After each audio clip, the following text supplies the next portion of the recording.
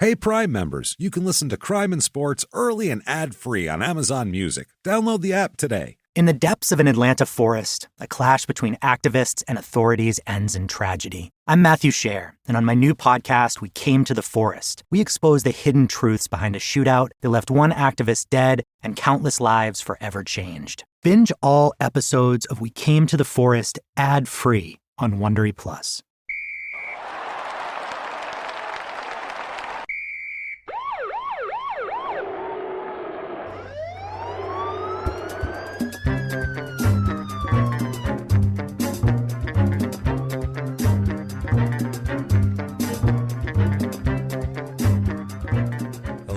Welcome back to Crime and Sports. Yay! Your yay is well warranted this weekend. Exciting. It's well warranted. My name is James Pietragallo. I'm here with my co-host. I'm Jimmy Whisman. We have got a tale for you today. Boy, do we. I have to tell you guys first, though, thank you guys for your iTunes reviews this week. That means a lot to us. It really does. Thank you so much. He's not kidding. It really It's means huge. the world to us. Please, if you haven't done it yet, please get on there. Give us 5 stars. Tell us you're following instructions, following directions.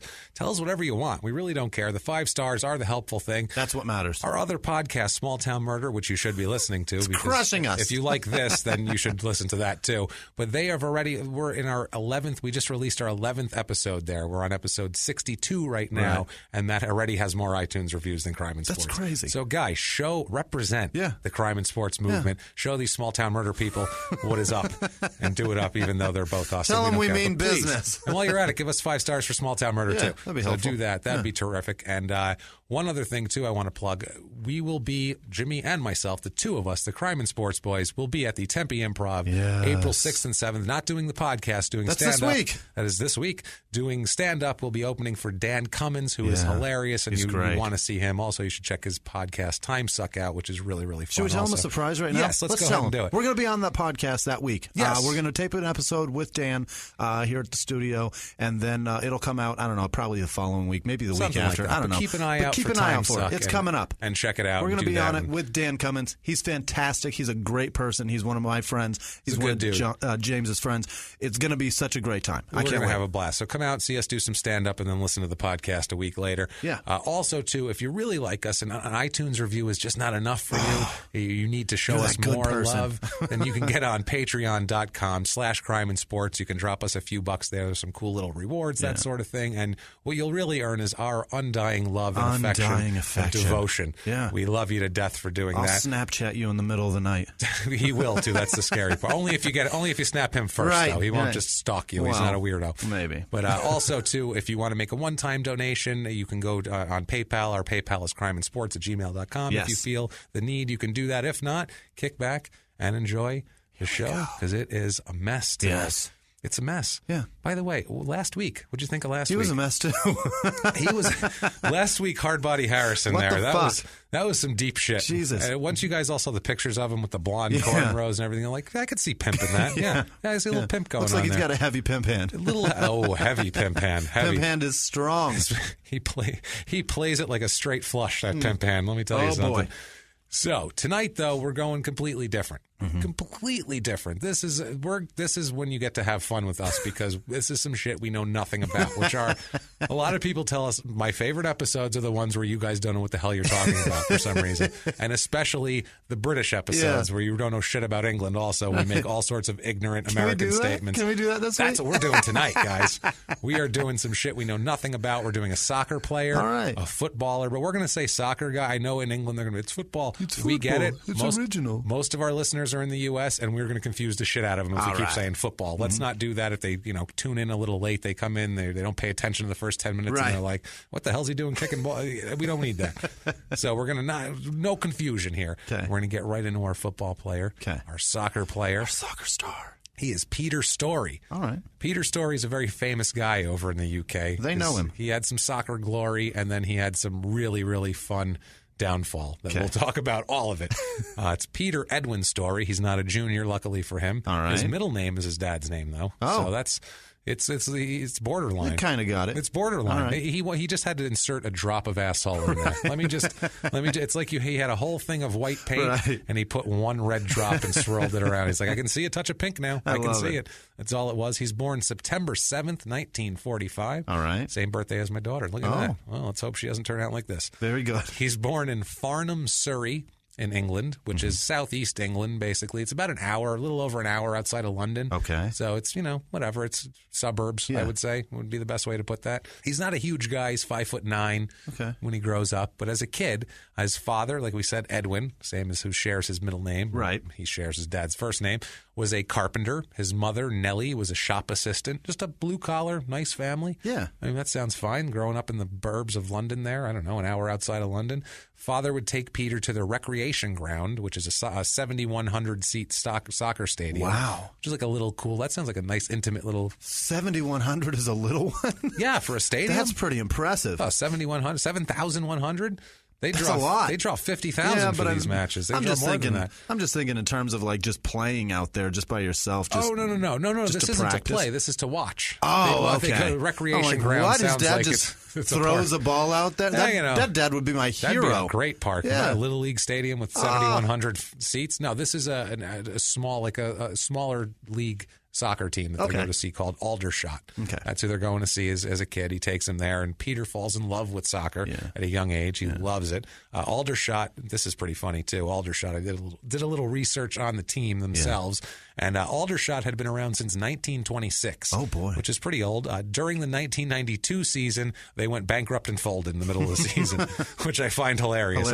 I love doing this. They got 70 years in, and they're like, no more. No more. We can't do it. In the middle of the season, too. They're like, we can't even finish. We're done. We're so shitty, no one will even lend us money to finish the season. That's how bad it was. That'd be like the Cowboys just quitting in week 9. Except this isn't exactly the Cowboys. But yeah, just a team going, well, we're folding. We don't got have nothing else. else. It's like in the USFL teams did that. Like, shit, we got to merge with Arizona. We don't know what else to do. Season's over. Season's over.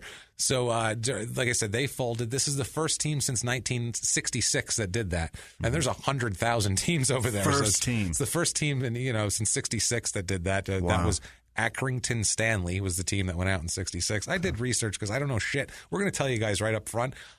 Me, and I know I can speak for you on this, Jimmy, we don't know a fucking thing about soccer. We don't. And we're not going to played it. Yeah. All right. How embarrassing is that? Yeah, that wouldn't allow you to know the Premier League setups and things like that, but you might know the rules better than I. A little bit better. I never played it, but you don't know a fucking thing, though, right? No. You stopped. When's the last time you played organized soccer? 2001. 2001? Yeah. Jesus Christ, really? I was going to say. I was an adult. I was an adult. I had hair on my chest. I thought you were going to say, I don't know, when I was 8. No, my parents stopped taking me. I was old enough to buy beer, and I quit. What the hell were you doing? I know. Why were you running around a soccer field? I have no for the first fucking time? idea. It was 2002 because I was old enough to buy beer. We were buying beer at the field. Was this something you had an aptitude for? No, as a child, this was a girl I was making sweet love to. Gotcha. Her brother was like, "Hey, I'm playing in a beer league. Want to play?" I was like, "Beer? Yeah, I'm in." Yeah, okay. And I got my ass kicked up and down that field. I threw up every fucking game. Of course you did. There's so much running. Because soccer is just running. It's ridiculous. Soccer is just running. so stupid. There's a reason why in American football. Now, sorry guys, I know you're going to say it's stupid, and you guys are all pissed off. You're just fucking running around for 3 fucking hours. To end the game 1-0. Okay, at least it in drives football, me bananas. Huge field in football, American football, but they like stop every play. Only one guy might run 80 yards. Everyone else stands there and watches. Right. That's how it works. This is just everybody running in circles at all times. There's always. It's basketball put on a giant field. And you don't know the frustration and pain when you run that whole field. You've got like a numbers break. You're almost to the goal, and then you kick a screwy pass, and then that fucking goalie boots it all the way back down the field, and you're like, I just ran from there, you asshole. There's another 20 minutes before we're going to get the goddamn ball back down here now, because he's going to have to kick it to him and all around. It's a mess. Yeah. No, it's a horrible thing to play soccer. But some people love it, including now we've offended the entire rest of the world. I'm sorry, you guys. That game is so hard. We're looking at this from a very ignorant ignorant American standpoint of just going, why the fuck are they running around so much? That looks awful. That's all it is. We're lazy. I run on the treadmill for 20 minutes a night, and I'm just like, why am I doing this? My chest burns. And people do that shit for fun. All the time. But let me ask you a question. How was this all white dudes in the league? No. A lot These of Mexican Spanish guys. fellas, Yes, they are you fucking go. vicious. Yeah, Mexican dudes. You're not going to come into soccer as like a 22-year-old person and just jump on a field with a bunch of Mexican dudes and not get your ass kicked by them. They're forearms and tripping. Oh, God. It's not some dude named Trevor whose parents paid for him to play soccer. It's a guy and he apologizes for running into you. No, there's a dude named Hector with a fucking blade in his fucking shin guard, and he can't wait to push you down. Absolutely, and that's what you did. So good for you, They Jimmy. are so mean. And everybody that plays it. For all of that, you've accrued zero knowledge. So good job there. That's excellent. I got drunk a lot. That's good. At least you got drunk a lot, but you're not going to help with this anyway. Neither of us are going to know what we're talking about. So early on, he became a fan of Arsenal, the team, which is because they're very good. If you're not from the UK, which most of you aren't, basically Arsenal. From what I looked up, I did a lot of research on Arsenal. They appear to be like the Yankees of soccer. Yes, they had a huge past. They won. It was like the 30s. They won like 6 championships or whatever it is. I don't remember. They're like the Chicago Bulls of the 90s of soccer. Yeah, they're amazing. But I mean, like storied wise, they're an old franchise who's been winning titles for 100 years. Constantly win. They seem like the Yankees of soccer. Tons of championships. The club is estimated at being worth $2 billion at this point, which makes it the second most valuable in the Premier League. That was a Forbes estimate from last year. What's number 1? I don't know because I didn't care. Okay, I'm going to guess Manchester. Probably Manchester United, I would think. But like I said, we don't know shit. Maybe it's fucking Argentina. It might be a team that we've never heard of. We have no idea. It might be Brazil. My knowledge is limited of soccer to shit that Peter Storey, Gavin Grant, or Marlon King had anything to do with. That's my knowledge of soccer. I've never looked at it again otherwise. And now that's why I said Peter Storey. I know what he was in touch with, and I don't know if his team. If he played on the first most valuable team, I would know. Second one, that's all I know. The current chairman of this team has probably the most English name I've ever heard in my life. All right. And he is like the Monopoly guy, except with an English accent. Awesome. He has to wear a monocle. Yeah. He has to. Yeah. His name is Sir Chips Keswick. Sir Chips. Sir Chips, not Chip, Keswick. Plural. Chips. Sir Chips sounds like a monkey in a movie that the Queen accidentally knighted. Or the mascot of Lay's. It's ridiculous. I could see the front of like a video box in the 90s with Sir Chips, and it's got like a chimp with a crown on. You know what I mean? He's like, hey, it's got like a purple robe behind the wheel of a car or some shit. Yeah, Sir Chips. Sir Chips Keswick. Jesus. That's his name. That's the owner of He's got a wick in there too. Oh boy, it's all sorts of British, man. That's as British as you get. That's really about it. He's got Sir in it. That's crazy. Sir Chips. I want to know if that's like birth given or he was actually like knighted from the Queen and that's how he got that Sir. I don't know how you attain a Sir. I know the Queen does it. The Queen gives you the Sir title. I feel like other people can do it too. I'm not sure. Can you vote on that? I don't know. I know people that name their dog that. Can Parliament vote on that? We're gonna. My dog is a Baron, so whatever. We're gonna Sir this guy. Are we Sirring him or not? We're Sirring everybody. We're Sirring it. Come on in, guys. Come on down. It's a fire sale on Sir. Everybody come down to Parliament. It's a Sir sale. More Sirs than you can shake a stick at. Bring your dog down. We'll Sir him up. We don't give a shit. Come on down, everybody. We'll Sir your Baron. Let's go. Parliament Sir time. Sir Day down at Parliament. So anyway, he shows soccer promise at an early age. He's very good at an early age. He starts at age 11. He starts being coached by a former Aldershot player, which probably was exciting for him. Yeah. A guy named Charlie Mortimer. Which I used to watch you. That's crazy. I used to watch him. Not a lot of information on Charlie Mortimer, who played for a low-level English soccer team in the 1950s. But Story used to watch him. That's pretty incredible. But he watched him, and he must have been impressive. I wanted to find something, whatever. He plays for the English schoolboys team, which is the national 16 and under team at that point, which I checked that out a little bit, too. Schoolboy terms. Schoolboy terms, exactly. Gavin Grant. Now we know what that is for that. I'm on board. Well, there's also schoolboy terms for the teams. Okay. Kind of how they because they have like an apprentice system. Okay. We'll get into this whole thing. It's very, very, very interesting, actually. Awesome. Silver-haired, middle-aged white men dominate everywhere, I'm this. sure, yeah. Oh, my God. They take just kids in their mid-teens and just buy them and bring them to play soccer. It's just Soccer's like their college fucking they make so much money off of them, I imagine. Well, it's weird because like hockey in Canada, they can pull them out. Well, they 14, sign them up. They're pros. It doesn't matter. They play hockey. That's all it's important. And there it's that. In America, we keep making laws to like force kids to stay out of leagues longer, you know? In basketball, we made it so you have to have a year of college. And football, you have to be 3 years removed from high school. Like all these. There's so many kids right now that are about to be in the Final Four this weekend. Yes. And they have spent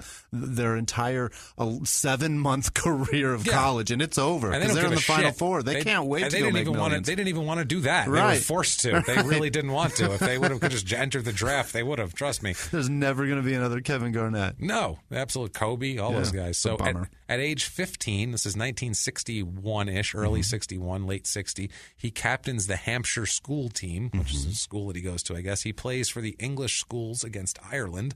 They do their national deal. I guess that was the English schoolboy team.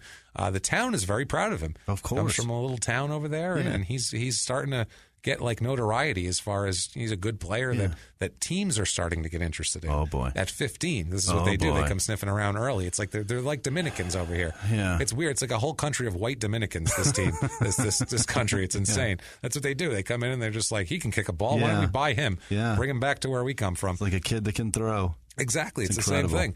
So the teams looking at him are Tottenham, Chelsea. We've heard of Tottenham. We've heard of a couple of these, actually.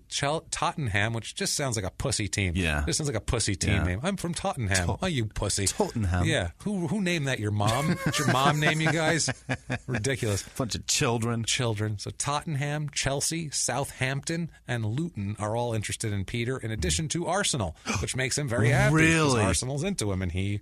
That's badass. Into Arsenal. So this is pretty cool. As a matter of fact, around Easter of 1961, an executive for Arsenal, a guy named George Mail, who was, I don't know who he is, but he would sign children to contracts, apparently. George Mail comes over to 15-year-old Peter's house with his family.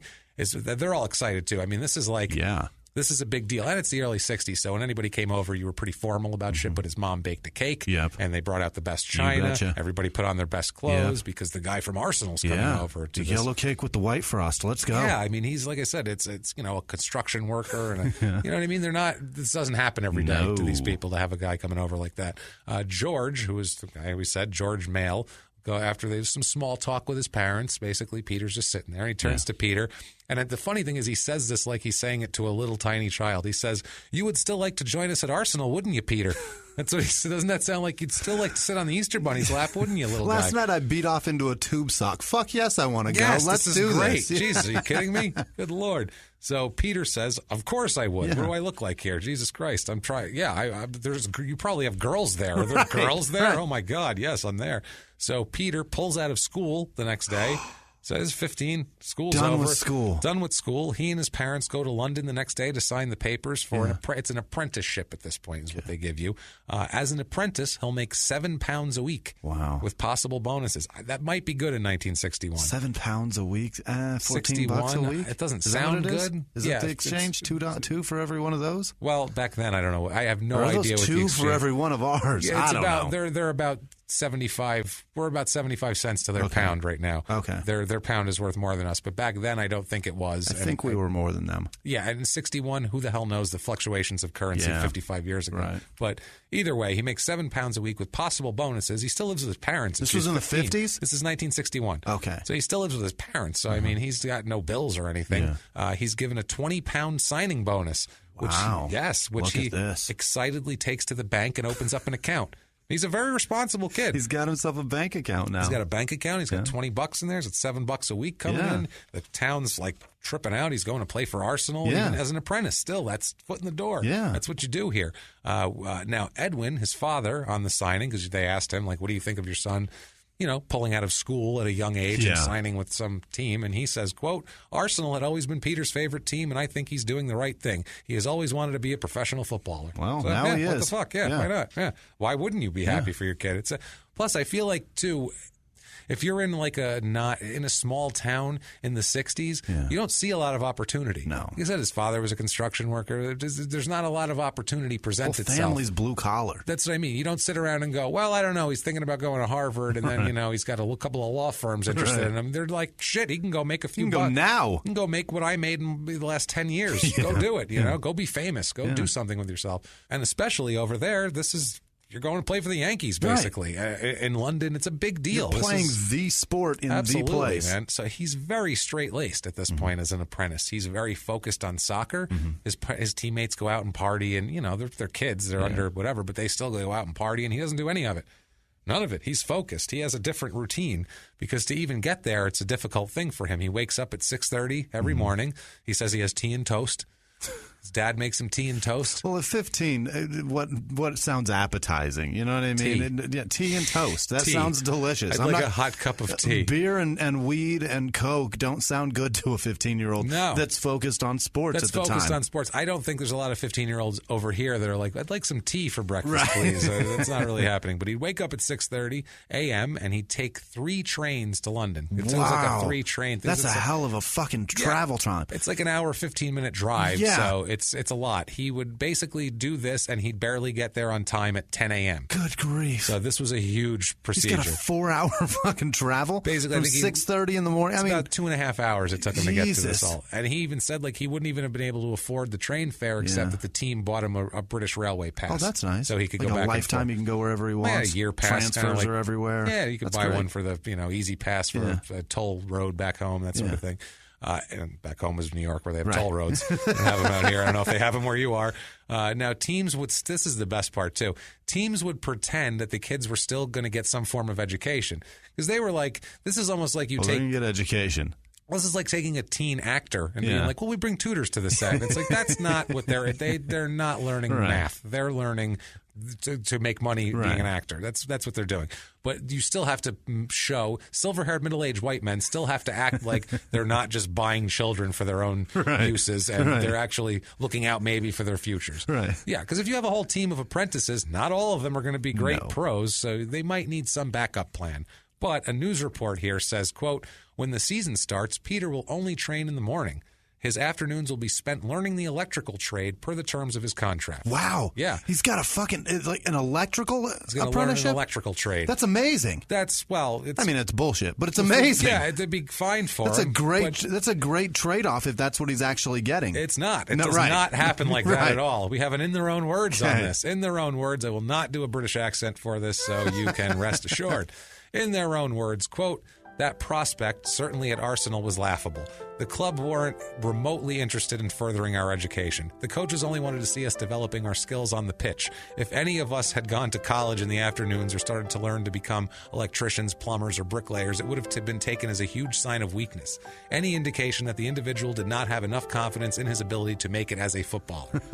Which is exactly they're going to make expect. fun of you. Of course, you're here for the electrician job. You're not here to play soccer. No, as the team, they look at that kid's not serious. Right. He doesn't think he's going to make it. Right. He's getting a backup plan so he can maybe not be a complete piece of shit if he doesn't make it well. If he breaks his leg next week, maybe he'll no. And this is the problem here because they take these kids, and a lot of times, what happens after soccer?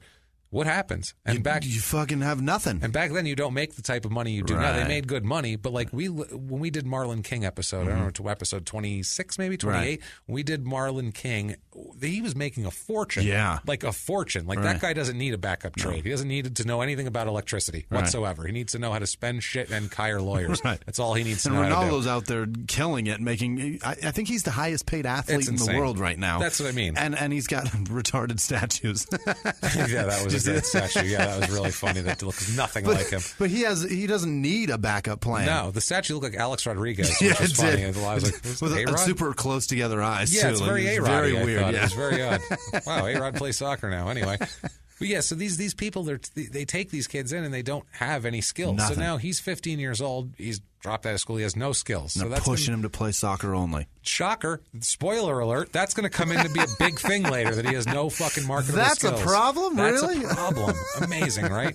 But things are good right now because September of 1962, after being an apprentice for about a year, he signs a professional contract with Arsenal. Shit. Now it's a different story. He plays with the Arsenal's third team. From what I can gather, and I could be wrong. Three teams. I have no... I could be definitely wrong. Anything I say, I'm going to say from what I could gather, because English people are going to be tweeting the shit out of us going, that's wrong, that's wrong. We know it's wrong. I don't know what's right. I don't give a fuck. I'm telling you a story. We'll get the crime part right. We'll get the crime part right, and I swear I try. The funny thing is, we don't just take it like lightly. We don't just go, well, we don't know shit about soccer. We'll just say we don't know anything. We're doing our best. I really, really, really do my best to look into shit and figure it out. Like this episode took me twice as long to prepare as normal episodes. Just because it's soccer. Because I don't know what's happening. I don't know what I'm talking about. I don't know people, because I'm going to mention this guy said that. I've never heard of that person. I don't know who it is. I don't know. But you all may love him. You may have that's what I mean. You may have a jersey of his. It's like the Mark Session story, the murder ruins a garden party. People loved him. I didn't understand. I didn't know anything about rugby. It took me 50 hours that week to put together that story. So many people knew who he was. Yeah, I didn't. I didn't know anything about rugby either. So this is the same thing. I spent so much time on soccer, and this is the third time now I've really studied soccer. I'm starting to get it a little bit. You'll probably tell me I'm not. Right. But I think I'm getting they some had shit. Three teams. Jesus. He signs with the third team is the seems like a minor league structure. Like in the major leagues in baseball, you have the major league team, you have AAA, single A, double A, and a bunch of whatever rookie ball teams and shit like that. This seems like that. The third team is kind of like the 18 and under. Oh, okay. Like the kids. Yeah. It's like intro. It's the Pop Warner. It's the next level. Yeah, it's rookie ball basically. You come from being an apprentice and now you're going to go play with other kids, so you don't get your head torn off by crazy adults. Right. Back then, this is a rough game, by the way. Oh, I'm sure. Soccer's changed a lot, and it's still pretty rough. Yeah, but it can back be. then, it but was. But they kind of made fun of for being pussies. Yeah, well, back then with the wet willy, did you see that? A guy actually gave a guy a wet willy, and he rolled around the ground like he was dying. That's amazing. It's ridiculous. No, this basically is. These people are crazy. Yeah. There's a bunch of psychopath drunks running Sounds around. like the league I played in. Knocking the shit out of each other. This is wild. Yeah. I'm telling you. Like a different game back then. You had to be really tough to survive, basically. So it's 18 and under. This third team is... I can't get over the kid thing. I just can't get over... It's just like a jar of kids we're saving for later. Like, no, I don't want it. I'll save that for later. Not quite. Unbelievable. So I guess you try to make your way up the teams. I don't know. But he does. He makes his way up the teams. He makes it. October 30th, 1965, he makes his big team debut. Oh, boy. He's on the Arsenal, the real deal. He's actually playing. He's 20 years old. That's crazy. 20 years old, and he's living his dream. That's this is awesome. terrific. Good for him, right? The big team, it's a debut against... God, somebody told us how Leicester. I don't know how you say it. How do you spell it? It's Leicester. I've been told... Leicester. That's what we said last time, but I think someone argued with us about it and said it's Leicester or Leicester, it's pronounced. Oh, I remember. So, yeah. I don't know. I think it's Leicester. Guess what, cocksuckers? Leicester City. Go fuck yourselves. I don't care. You don't know how fucking much I research. I don't care about this part. Fuck this. No, I don't even feel bad about it. I don't even feel up to the point I don't even feel bad. I don't care. Fuck 'em. So the newspaper, fuck them. It's so exciting. The newspaper said that he did a great job in his debut, a 20-year-old kid. I guess they said that he was very promising. They said he played against a guy named Jackie Sinclair, which you might know who he is. Yeah. I don't fucking know. Right. Apparently, he was a very clever, cagey, crafty opponent. Oh. And Peter held him at bay. Yeah. Stuck with him. I guess it's like telling Americans, it's like saying that a rookie cornerback really shut down a good wide receiver that day. I think that's what you're saying. I'm basically. Into that. Yeah. He's like, he shut down Calvin Johnson. He's retired. I don't know. Right. He shut down Antonio Bryant really well. Good for him. He plays the remaining 29 games of the season with Arsenal. Oh. So they keep him up. He must have had a pretty impressive first game. Yeah, he goes that's up. A hero. That's great, man. The team was awful that year, which might explain why. That might be why. They were so bad that their manager got fired. They were just above relegation. What does that mean? Okay, let's get into relegation. See, this is what I'm saying. I don't have time to look at how you fucking pronounce Leicester because I have to figure out what relegation is. Right, and that's a bummer, too, when you get to that point in the story and you're like, oh, they were terrible. They were this, they were that. At one point, what the fuck? Yeah, now I've got to research this. this is easy relegation? Oh, no. God damn it. This is going to take me 2 hours. Shit. I hate it when there's a new door open. I'm like, can't you just kill someone and get it over with so I can document it and relegation. Move the fuck on? Relegation means? So, relegation is, and I really wish they would do this in every sports league. This is cool as fuck. What you do is there's a certain amount of teams that are in the league. There's a million soccer teams. Yeah, there's a million levels. There's so many. There's leagues and levels, and there's Premier League, and then we went down last time on the different leagues of soccer. And now they got it here.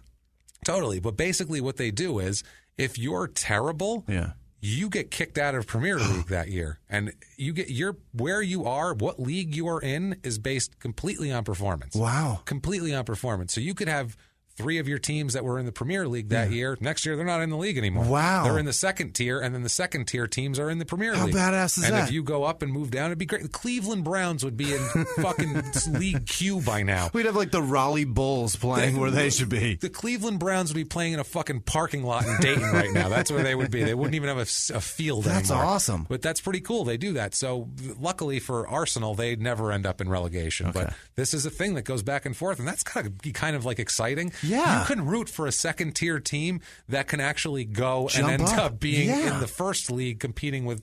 That's wild. That's man. incredible. It's pretty cool. Yeah. I really do wish that other sports did that. You'd have to have 4,000 teams Right. though, and that doesn't really work. I mean, if you put all college basketball in with the NBA, and then I guess. and then the Toronto Raptors play UNLV next week, that'd be badass. Yeah, I'd that watch would that. be badass. Yeah. Except, it's different though for college basketball. That's It's a just certain physical age and it domination. quits, right. It's just a team is going to crush a college. But I would love it if that'd be good. I don't know. You can't get I'd enough watch. football players to do it either, but.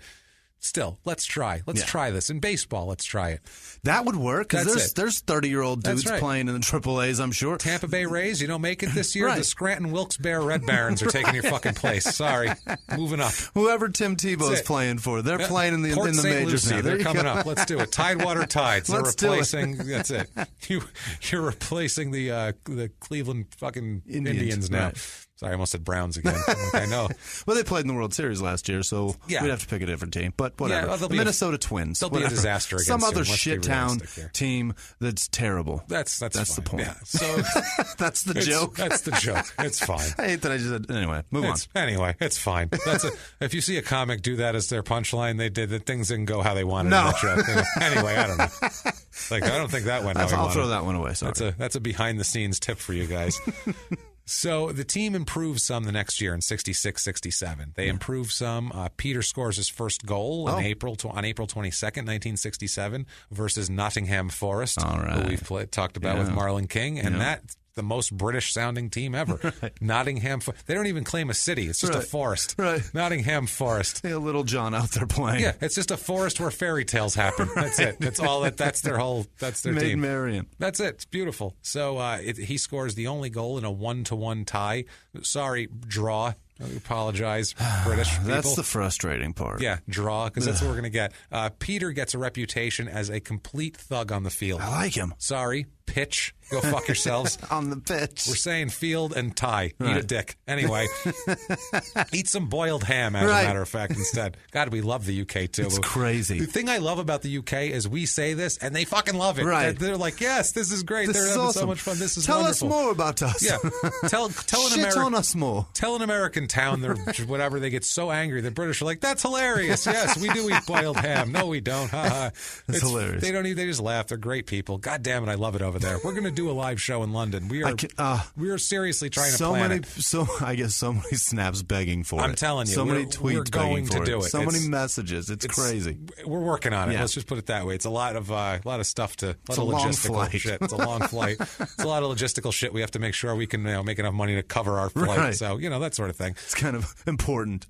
Definitely. So, yeah, he's a reputation as a thug. This is going to last his whole career and basically his whole life. But I love it. As in a career, he is known as, they call him the hard man of soccer, and he's known as a hatchet man. Okay. He's basically like what hockey has an enforcer. Yeah. He's like Marty McSorley on the He's the pitch. goon. He's the goon. Right. But he's also a pretty skilled player. That's the other awesome. thing. He's not bad, but he's also a complete goon. I love a guy that's a hard ass and he can fucking score. That's great. That's the thing. And he also said too later on that he used to he would plan out how to do shitty tackles to people to fuck them up and it's like try Charles to take Barkley. them out. Kind of, but worse. He was like Charles Barkley would stand on that free throw on the outside of the free throw line. Yeah. And then when the ref wasn't looking, just throw a quick elbow into whoever's next to him. Art Same of basketball. shit. Yeah. This is like taking a guy's legs out as he's running and hurting him, like shit like that. So it's a little more brutal. He was pretty brutal, and just there was a lot of that forearming and just jostling back then and that sort of thing. He injures a Manchester City player named Mike Summerby at one point, very soon in the 1966-67 season. Once again, I don't know who the fuck Mike Summerby is. He might be the Hank Aaron of England. But he might be a badass. Whatever. He might be Sir. He gets injured. He probably is. He might be a Sir. Sir Mike Summerby was injured by Manchester City. Now, there's an article then that now they're a little like, hey, Peter, calm down. Yeah. There's an article in the paper saying he's, quote, overdoing the tough guy act. Oh, boy. But I don't know if, too, he's young and he's trying to show, like, I'm not afraid of you fucking guys, which I understand. I mean, he's like in prison and he's like, I'm going to punch the biggest guy. Yeah. You know what I mean? That's what he's doing, I want guess. to keep this job. That's just how he plays. That's how you stay around, I guess. He becomes the team's hatchet man, like I said. He's the team's enforcer. He's involved in a large brawl versus Gillingham, which sounds very British as well, in an FA Cup game. Okay. I see that look in your eyes, Jimmy. Yeah. That's why I have an explanation of what the fucking FA Cup is, too, goddammit. All right. This is what I mean. I saw that, and I'm like, shit. Damn I it. gotta figure out what the hell that is. Fuck is that? Okay, FA Cup is the Football Association Challenge Cup. Of course it is. It's a huge tournament open to basically any team, from the best team from Arsenal to like 6 guys kicking a ball around in a park that's half fucking deflated. I swear to God. That's awesome. Dude just eating a fucking shawarma while he's kicking the ball around, just hanging out at the park. You can feel the team and enter this pretty much. Go. It's ridiculous. They're wearing different mismatched shirts and shit out there. They're wearing their workout gear. One dude's got a tank top on, the other guy's got a button down. They're like, what are we wearing? What's going on? It's like a softball league. Yeah, he's got a dress shirt and some loafers on. So this tournament here, the FA Cup tournament, was started in 1871. Wow. It's extremely old, this no tournament. doubt. That's older than anything we have. The World Series didn't start until 1901 or some shit like that, or it started before that. But people make fun of people that don't know who won in 1937 or whatever. Yeah. Like how do you keep track of that shit? From 1870s? 1871. Good On God. top of that, in 2011, 2012, it's a huge tournament, like I said, with any. Just guess a number of how many teams are in the tournament. I'm 2011, 2012. 100. Is it that low? Child's play. Really? I said every park, 5 guys with dress shirts on. And this. Do they really have 500 teams playing in this? Jimmy, in 2011, 2012, 763 clubs participated in this. How do you even get through that? What the fuck is that? How do you get through that? Can we have some standards? Yeah. There cannot be 763 teams worth of shit. And here's the other thing. I'm sorry. That field is so fucking big. Yeah. You have to have 4 games playing at once. That's the other thing. Okay. I got to back this up. How do you play that? Okay. Is there 763 good players in your whole country? I doubt it. I don't think we have 763 good players of any sport over here. And we have 5 times as many people as you. I mean, we have that many players in the NFL. And yeah, most of them but most of them don't even play. They're not even that's what I mean. If you had to try to, let's say you said, okay, we need 10 more NFL teams tomorrow, they'd be terrible. Oh, God, it'd be horrible. Yeah. We're maxed out on the people we have. We got the best. That's how many people we can have in a league and still have it be watchable, basically. 763. That's so many teams. And how many people are on a soccer team? I don't even know the number. There's teams of like old Jewish ladies competing in that. Like, there's community center teams, senior centers. Like, what is going on? Children, there's 8-year-olds. That's bizarre. Unreal. So I'm fascinated by that. It's everybody in England is playing. Everyone. They just invite them all. Yeah, let's say there's 10 players on a team. That's 7,600 players. That's almost 8,000 people. You have a country of 60 million people over there. There is no goddamn way you have almost 8,000 really good soccer players. I fucking guarantee you don't. Guarantee it. That's just ridiculous. That's unreal. Otherwise, every soccer player in the world on every team, even if you're playing for Brazil or Argentina, they'd be English. They have all the best. They have to be. Just mathematically. It's alone. ridiculous. So the first 6 rounds, I assume, are just played in just wherever they can find out in the woods, fields, on people's driveways. Some guy has a big yard. They just mark off goals and start kicking it. I don't fucking know, man. But the first 6 rounds are qualifying to see who. I think it's just to see who has matching shirts. Right. Just like disqualify who can make it. Disqualify all the teams that don't have transportation to the thing and matching shirts, and that guy has no shoes on. He can't play, you know what I mean? Marge broke her hip from the old lady senior center team. We can't have them. It's that sort of thing. So that's what happens then. And then basically sees who qualifies, and then it gets down to a 32-team tournament. That sounds more reasonable. Yeah, that's doable. That sounds. But you could be, like I said, some club team of nobodies, and you could be playing Arsenal in the finals if you're that good, which is fucking ridiculous. It's very cool, but it's also the stupidest thing I ever heard in my life. If some beer league softball team could enter a tournament to play against the Dodgers next year, that's not okay. That's so crazy. It's the dumbest thing I've ever heard. That's so many fucking games, though. It's 700. Split that in half. 300 and at least 350 games. Unbelievable. Where do you play all of that? I don't know. The first round had to be 380 games just to get that in. And that's every park in England. It's I mean, taken has over. 10 games every day. It's got to be like in America, like on a Tuesday night, you can't get in a bowling alley because it's league night. Like someone went down to the park, like, Same we're thing. sorry. Sorry. It's Jewish old ladies versus the guys who work at the shawarma shop. Right. They're They call battling it the it out. AF Cup because everybody tries to go to the FA. park and they're It's FA. FA. Damn it. Yeah, sorry. I didn't want you to do the whole joke. Yeah, you had me. Yeah, Here's the joke. Fuck. yeah, I can't fuck, play. exactly. Jesus Christ. Fuck all. That's what it is. It's fuck all. Fuck all. I got you, England. So now this tournament is not even known as the FA Cup anymore. It's known due to sponsorship as the Emirates FA Cup, I guess. Emirates Airlines, maybe. And They got sponsorship? Yeah, everything is sponsored over there. Everything. They have their Of jerseys course. are just Everybody's covered in ads. playing. They have to. Everybody's there. That's true. The Senior Center has a very cool logo on the front. If you don't sponsor, you're missing out on telling everybody in England about your product. Exactly. No shit. Everybody's playing. Yeah, They're all at the everybody's park. here. You may as well tell them. The stores are empty. Just people's homes are just shuttered. They're just There's soccer 7 tournament. people at pubs throughout the country. That's it. That's just because they hurt themselves. They got a pulled hammy or something. They're Well, like, those I'll are just just the watch. 7 people that don't like soccer. Yeah, that's true. They're not into They're it. just like, why did I move to England? Everybody loves soccer. Oh, man. So late 60s, this tournament, late 60s, he played left back before that, and he's moved to right back. Okay. I don't know what the fuck that means. He plays in the backfield. You know He plays what that the means? defense. It's defense, Right. exactly. That's all I knew what it Right. means, but I don't know exactly if that's if that's like right field and center field. I have no idea what Yes, that it's is. the left side versus the right Yeah, side. I don't know if there's like a more prestigious side. Though. I like wouldn't know I that. don't know. Like Right. if you're a center fielder, it's more important than if you're a left fielder. Right. I don't know. If Left fielder is the guy that nobody gives a fuck about. Yeah, there's a guy who can hit, but he doesn't Right. field real That's well. the They're like, dickhead that gets, let's put him over there. But he can throw. He's got a cannon to get it to first base. Yeah, well, right fielder's got the cannon to get it to third base. Oh, there you go. Yeah, so anyway, he continues to be the tough guy. That's his whole deal here. They would tell him when they'd send him out, into the game. Yeah. They wouldn't tell him go hurt that guy, but they would say, "quote You know what to do, Peter." That was the line. Like That's good. go in there and fucking cause some havoc. Go in there, take that asshole out. You know what to do. You know what to do, Peter.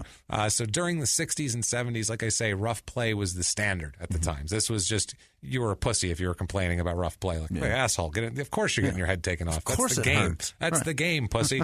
So the refs were not into penalizing the rough play either, because they were probably afraid of being killed in a soccer riot. Yeah. So the refs just kind of were laying off the rough play. Yeah. They were just letting it happen. I imagine that was the game. And the fans of that shit must be crazy hooligans. Oh, God, if you love the low-level shit and the high-level shit like that, what size of the arenas that they're playing in? It's like a 40-something thousand Jesus seat. God, it's a big arena. That's it's a big huge. field. Yeah. It's huge. It's like a big major league sport. It's a got to big be deal. insanity. You're scared that your kids are going to get kidnapped if you Stop throw a big of fucking crowd. card. Exactly. So that's why they're a little leery. Right. Plus, people that was the style of play. the game. It's like the NBA in the late 80s. Right. The Arsenal basically is like the Pistons. I was going to say, they're the Detroit 89, 90, like Detroit Pistons of this league. That's exactly what they are. They have Rick Mahorn out there throwing people to the ground, kicking the shawarma guys over. Bill Laimbeer in a mask. It's crazy. It's horrible. Now, December of 67, he's thrown out of a game versus Burnley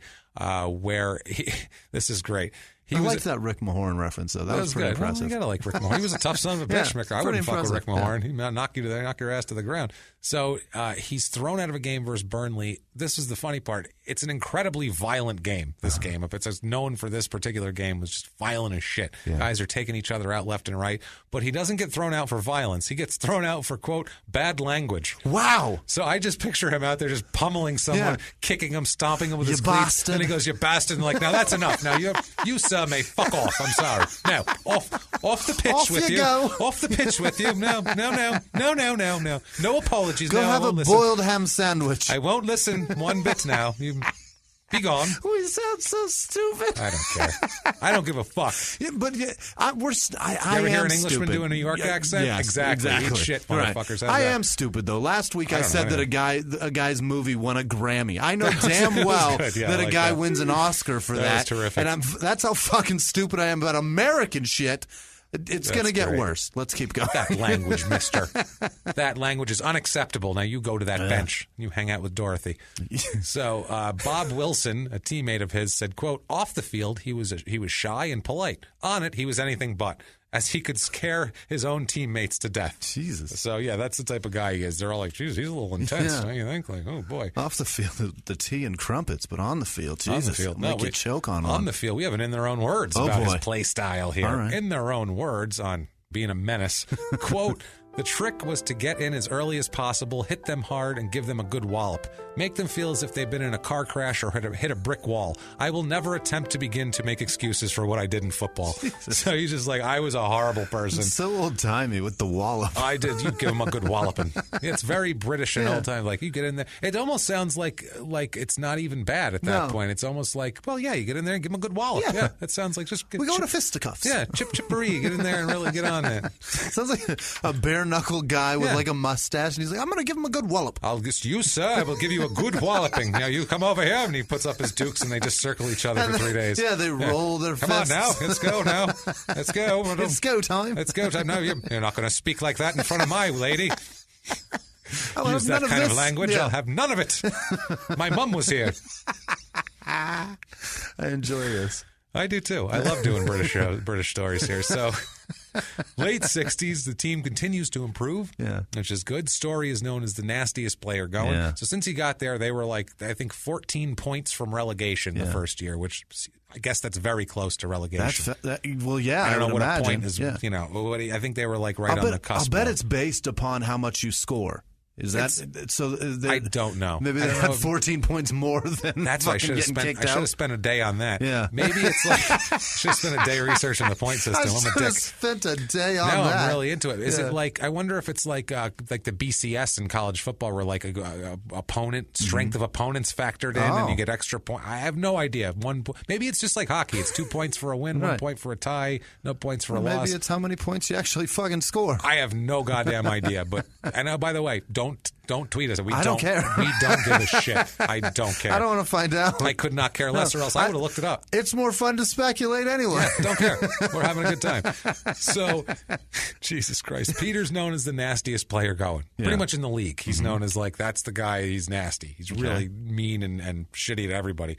There's a story about how in a game, this is awesome, by the way. This is almost equal to Vernon Maxwell running up the steps and punching a guy in the 11th row. This is just kind of as good here. In a game, there's a player down and injured on the other side of the field. Peter runs the entire width of the field to get over there to kick him in the back while he's injured. Just in the back. In the back. He ran over there, literally went all the way away from the play, out of his way to when the ref wasn't looking, kick the guy in the back. Wow. An injured player. That's vicious. It was. So that team told on him to the ref. Like, he went over and kicked him while he's injured, and he got shit canned out of the game for that. Apparently, that's where they draw the line. You can't hit an injured man. Kick him on the ground, and you can't, no foul language. No, it's amazing here. So he is not the most well-liked player in the league, I would say. A lot of people don't like him, want to kick his ass. He's kind of a dick. They Especially call him the names. guy that got kicked in the back. He's probably a little upset with him at this point. It's not terrific. His teammates love him. Yeah. They're like, this guy, shit, he'll run into a wall for He's you. the best. And then he'll take a guy's head and slam it into the same wall. This is terrific. I love this guy. And then the guy that's the first guy on the bench after the starters are all in, he gets to play when that fucker gets kicked out. He loves him. Come on, clothesline him. Give him really do it good. Curse. Throw a curse. Throw a cleat and say fucker. Yeah, say fucker. Just don't even throw the cleat. Right. They won't kick you out for that. Say fucker. Right. So we have an in their own words here on these are the things that people have called him on the field, okay? All right. This is in their own words. Quote, here are a few choice words which have been used to describe me. Assassin, bastard's bastard. That's my favorite. Boot boy, bully, calculating, cold-eyed, destructive, dirty, hatchet man, merciless, pernicious, rogue, ruthless, thug, vicious. That's sweet. That's pretty good. That's so nice. For what he's doing. I love bastard's bastard. That's I like my pernicious. favorite. Pernicious is good. I want to be called a bastard's bastard. And in an accent, too. He's a bastard's bastard. Bastard's bastard. Bastard's bastard. That's amazing. From that like a drunk so guy. Good. That sounds awesome. Yeah, just another player. Just bastard. You're more than a bastard. You're a bastard's bastard. Somebody that spits when they say that. That's who I want to be called. Big that time time. drunk and mess. Every B, there's a spray of fucking just nasty saliva and chunks of white saliva. Just gross. Bastard's bastard. Oh, you're a bastard's bastard. If you don't slur the second bastard, I don't want to be called it. You are a bastard's bastard. See how hard it is when you throw that extra S in it? Hold on now. Anybody saying it better sound like Gollum from fucking Lord of the Rings. Hold on, I have a soccer game in the FA Cup I need to get to. So my whole we're the Drunky McDrunkins. So we're gonna go out there and we're gonna win the whole thing. We're gonna do it. They have to sound like his own squad. Yeah, like a terrible Doc Holliday impression. Yeah. That's how they have to sound. One for each of you. It's one of those, I man. love it. So 1969, by then, remember we said he was all focused on football? Yeah. Starts to get a little, now he's into the nightlife. Now he's a little fucking misguided. Now he's into the nightlife. Yeah. He's basically, they called it his, well, we'll tell you right now. In 1969, he marries a woman named Susan. Okay. Because when you're out and you're really wanting to party and be in the nightlight, you need to get married and leave this poor suffering woman at home waiting for you, wondering when you're going to be back. Exactly. Nice fucking guy. Yeah. So anyway, she says that the marriage was rocky from the very beginning. Just look what you're marrying. Right. You're marrying a guy who likes to go out every night and party because of his, quote, boozy and carefree ways. All right. Which sounds, again, so wonderful. And she made it sound sweet almost. Right. Like, his boozy and carefree. That sounds like, oh, that's fun. That sounds like a nice Saturday. Yeah, he's boozy and carefree. Doesn't that sound good? Yeah. Like, hey, he's footloose and fancy-free, boozy and carefree. Boy, he's having a good time. Apparently, she didn't mean it in a good way. It's not a compliment. Not a compliment. Oh, well, what are you going to do? I guess you find things It's those kind of ways that get Adele fucking Grammys. You learn something new every day, man. So 1971, the 70-71, Peter scores in this game in 71 the only 2 goals in an FA Cup match versus Stoke City. It ends in a draw. See there, draw. You happy now? Ends in a draw where then they have to replay it in this FA Cup if you have a draw, apparently, because they played another game. Jesus, that fucking FA Cup is so insane. long. Yes. You have to replay games? Yeah, There's it's 20 fucking insane. teams. No. If it's a draw, you're both fucking out. You're See ya. out. Bye. That's what I thought it would be. It's like WrestleMania 4. Yeah. You know what I mean? Like, if you can't win, fucking go home. Hulk and Andre both got counted out. They're out of the tournament. That's it. over. Macho Man's going to win it, and Hulk's going to hit DiBiase with a chair. It's the end of the fucking day, but you're out, mister. Draw. You can't fucking draw and move on. Fuck Apparently you. You're allowed to draw here. The FA Cup, they end up winning the FA Cup in 71, Arsenal, and apparently there's 9 games to play. So you got to play 9 games to win this tournament. How do you only play 9 games when there's 700 fucking teams? I don't know. I have no idea how this works. I hate the FA Cup. I hate the FA Cup. It doesn't make any sucks. sense. The math doesn't even add up. It's ridiculous. If you win 9 games straight, I'm trying to do the math in my head. I suppose maybe if you have to play less qualifying games, if you're like a good team, if you're a premier, maybe they have like some buys, like some automatic entries basically where you have to like earn it in if you're the 4 guys with mismatched shirts. I don't know how it works, but he gets 4. He has 4 goals in the 9 FA Cup games that year, which is huge. Yeah. That's gigantic. He's known as very, very clutch. Yeah. Over the course of that season, he has 2 goals, which still is decent. Yeah. He scored penalties in 2 FA Cup games versus Portsmouth. I guess they had to replay a game against Portsmouth, and he scored penalties in both of those. The team wins double title that year. They win the FA Cup and the Premier League. Okay. So they're a double champion, which doesn't happen very often, apparently. That's a huge deal. It's Arsenal's double medal year, they call it, and double title year. Like they still talk about it to this day, and it made Peter Storey a fucking hero. Because this team, like I said, they were the 89 Pistons, and he was the biggest badass on the team. Okay. So he was the guy that these people fucking loved, and he was clutch, scoring penalties, and taking people out and kicking injured men in the back. That's how you get love in England, apparently, if you're a soccer player. How many games were there? How many teams were there in it? 760 something? 763. 763. It's Real quick. insane. We're going to do the math, just because this is driving me fucking nuts. Divided by 2, that's 1 round, right? Yes. That would be 380. That leaves 380. With one team 382 left. Yeah, 380, Okay, that's one round. 381, there's one team, gets a bye. They let the old ladies from the senior center have a bye. Divided by 2, that's another round. Now there's 190 teams left because those teams lost. And then that's as if it's one elimination. And that makes sense, though, because then it goes down to, 85 after that, and there are 95 after that, and then you'd go from 95 to 40-something, you end up with 32 that makes sense, because the first 6 rounds are qualifying. Okay. So that actually makes sense to whittle down. I guess, 9 makes sense. So, then the other 3 are in the league. But I don't know. Still, that's single elimination, and if no teams tie. Yeah, that's the other thing. Then you got to play more games. There's so many fucking ties. There's going to be tons of ties. This is fucking stupid. There were refs just kicking balls in the net. That's not a tie now. Look there, it's in the net. Fuck that. You're out. Let's go. We got to narrow the field, guys. This is getting ridiculous. Is bullshit. Flip a coin. Yeah, that's how we're doing. Right. That's it. Right when you guys show up, flip a coin. There's the winner. There go you home. Go home. Sorry. Go buy some shirts that match, assholes. This is stupid. So they win the regular and the FA Cup, and they're known as this is known as one of the dirtiest teams of all time. Also, this is, like I said, they are the Pistons, and Peter is their dirty leader. He is their Rick Mahorn. He's their nasty. He's their bastard's bastard. He's their bastard's bastard. So now February 1971. By then he is still. He is out there boozing it up. The women. He likes the ladies too, and they like him because he's a goddamn national hero. Fuck yeah, he's a bastard's bastard. That's right. February 71, his wife says, "You're a bastard's bastard," and she leaves him. I'm fucking out of here. She's had enough. Susan has had enough of this shit, and she is gone, and she is the smartest person in this entire story, but we're getting away from this goddamn disaster of a man. April 1971, he makes his debut for the English team in the European Championships, which is another 2 fucking hours. I had to figure out what those were. Everybody fields teams, all the countries. It's pretty simple. England, France, all that bullshit, and they play against each other. That's it, okay? Yeah. Now, on the 70-71 season, this legendary season, this whole, huge thing, we have in their own words, some pride from Mr. Storey. Some pride. He says, in their own words, quote, "In time, I became immensely proud of what Arsenal achieved in 70-71, constantly defying the odds, coming from behind. One word summed us up. Remorseless. We never knew when we were beaten. Our power of recovery during 90 minutes and sometimes beyond were immense." I thought he was going to say relentless. That's what you would expect. Yeah. Remorseless. I will kick an injured man in the fucking back and then celebrate his injury.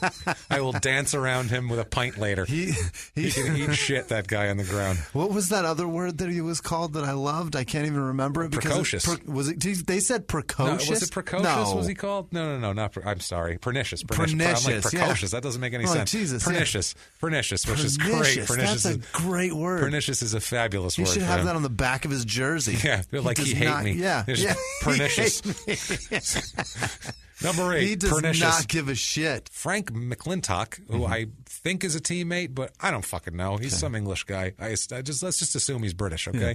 He says, quote, "He's been underrated about Peter. Quote, he's been underrated because of his fearsome qualities in the tackle. On the pitch, he was not very nice at all and could be quite frightening. Peter was great at sensing danger and was unflappable when we were under pressure. His gift for the simplest, most vital task, winning the ball and giving it, gave a framework for the way we operated." So they basically said, this guy is the engine. Yeah. He is the guy on the guy with the ball, and he gets that ball and he gives it to other people, and that's how our whole game We're designing everything around that. He's a rebounder who's got a good outlet pass, and that's our whole game. As Shaq gets the rebound, he kicks it down the floor to Penny Hardaway in 1994, and then he dunks it. There you go. Enjoy. I like it. Draymond Green throws it down, and it's after he kicks somebody in the sack. Kicks someone in the sack. That's throws exactly it to Steph who Curry, he is. Who nails a three. That's exactly who he is. Draymond Green. Exactly. He's a nut kicker, and that's exactly what he is. He's an asshole. A back kicker and everything else.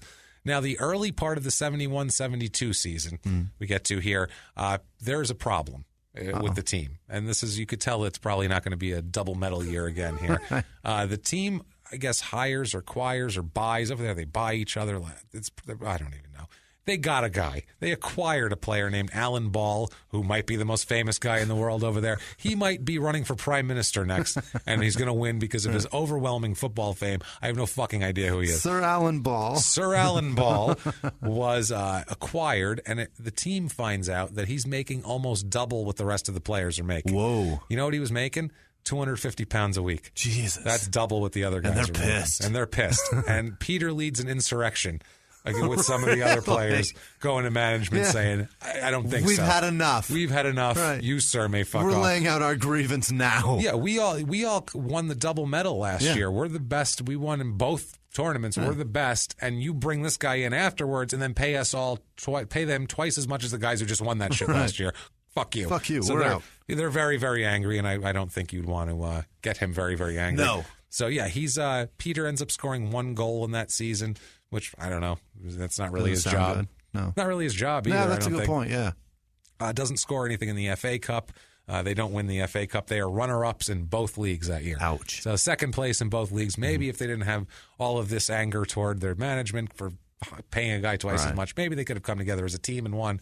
I don't know. There might have been a team that was much better. I know shit about soccer, so whatever. Anyway, so yeah, they finished runner-up in both of those things. So 1972 in May, he's a single guy, famous guy. People like him. He's out at the Playboy Club. Oh. Playboy Club. Is it our Playboy, or is it just they named it that? I think it's the Playboy, yeah, because he started, Hefner opened the Playboy clubs in the 50s and 60s. Really? So it's the Playboy Club. I guess he opened them in London, too. So he's at the Playboy Club. He meets a woman. Oh. Meets a woman named Kathy McDonald. This is dangerous. This is dangerous. They get together quickly. Of course. Quickly. They become a couple right away, which is never a good sign. No. Always bad. Yeah. They become a couple right away and pretty much immediately move in together, too. Oh, boy. You do not move in with some chick you met at the Playboy Club immediately. I'm No. sorry. That's not going to work out. I feel like you might not. Just find out you have common values first before you start moving in. Tupac said it. You can't make a hoe a housewife. Yeah, I don't even know if she's a hoe. I'm not saying that. I'm just saying.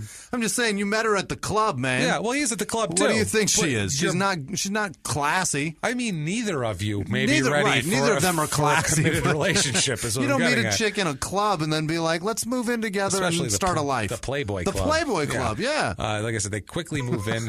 They're living the high life, too. Yeah.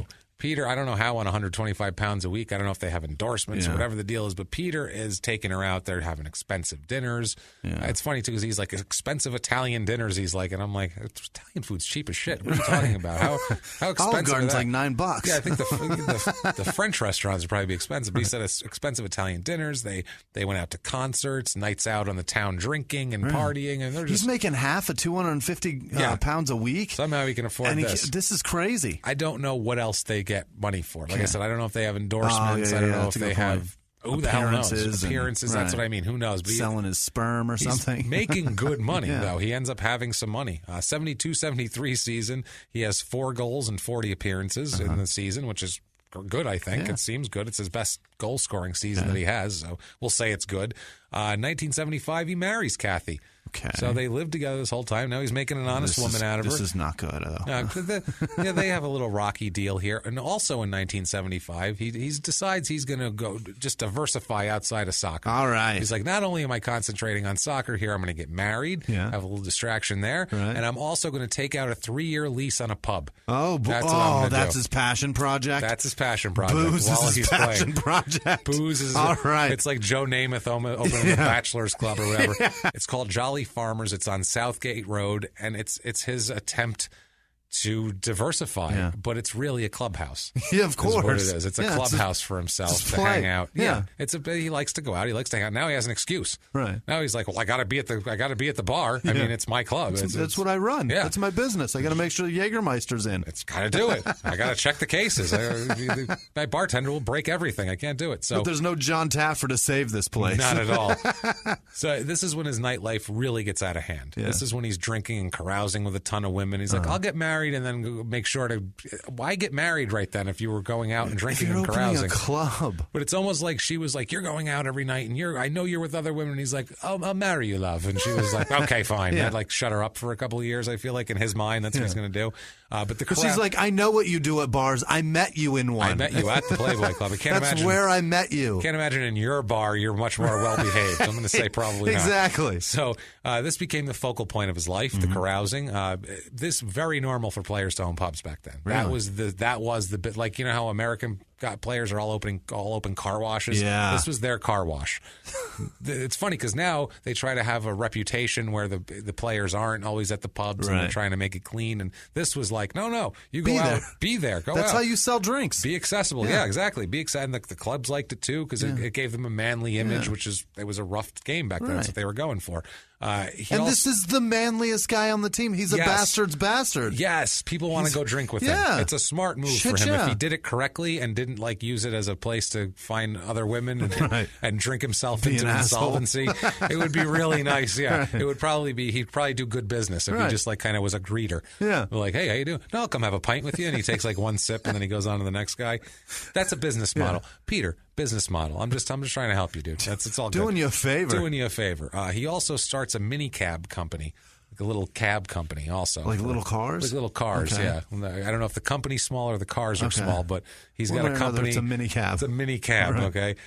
So 1975-76 on the field, he has only 11 appearances for Arsenal. Ooh. It's starting to go bad for him. His new coach, Terry Neal, who's actually a player when he started and was actually his first roommate. Really? On the team when he moved to London and moved, signed the professional. Yeah, he moved in with this guy probably because I think he was a veteran and they were taking him under his wing. Gotcha. Just like now when they do that, they team a guy like that. The Rook. Yes, With absolutely. Make him carry his bag and buy the whole team fucking flapjacks in the morning. Spend it's your crazy. whole signing bonus on dinner for the team. It's so stupid. Dinner for the offensive They're so line. mean to him. Peter doesn't play very much in 75-76. He only plays in 11 games because the team acquired a guy named Alan Hudson. Again, no goddamn idea who Alan Hudson is, but they acquired him, and he was apparently a better fit for the team at this moment than Peter Storey's drunk, womanizing, carousing ass. Anyway, Peter is brought back and forth from the reserve team. At this, the reserve team, I think, is the second-tier team that we talked about, the school, whatever, the apprentices, and the God damn it, the first 18 and under team and the second team. This is AAA. Right. AAA.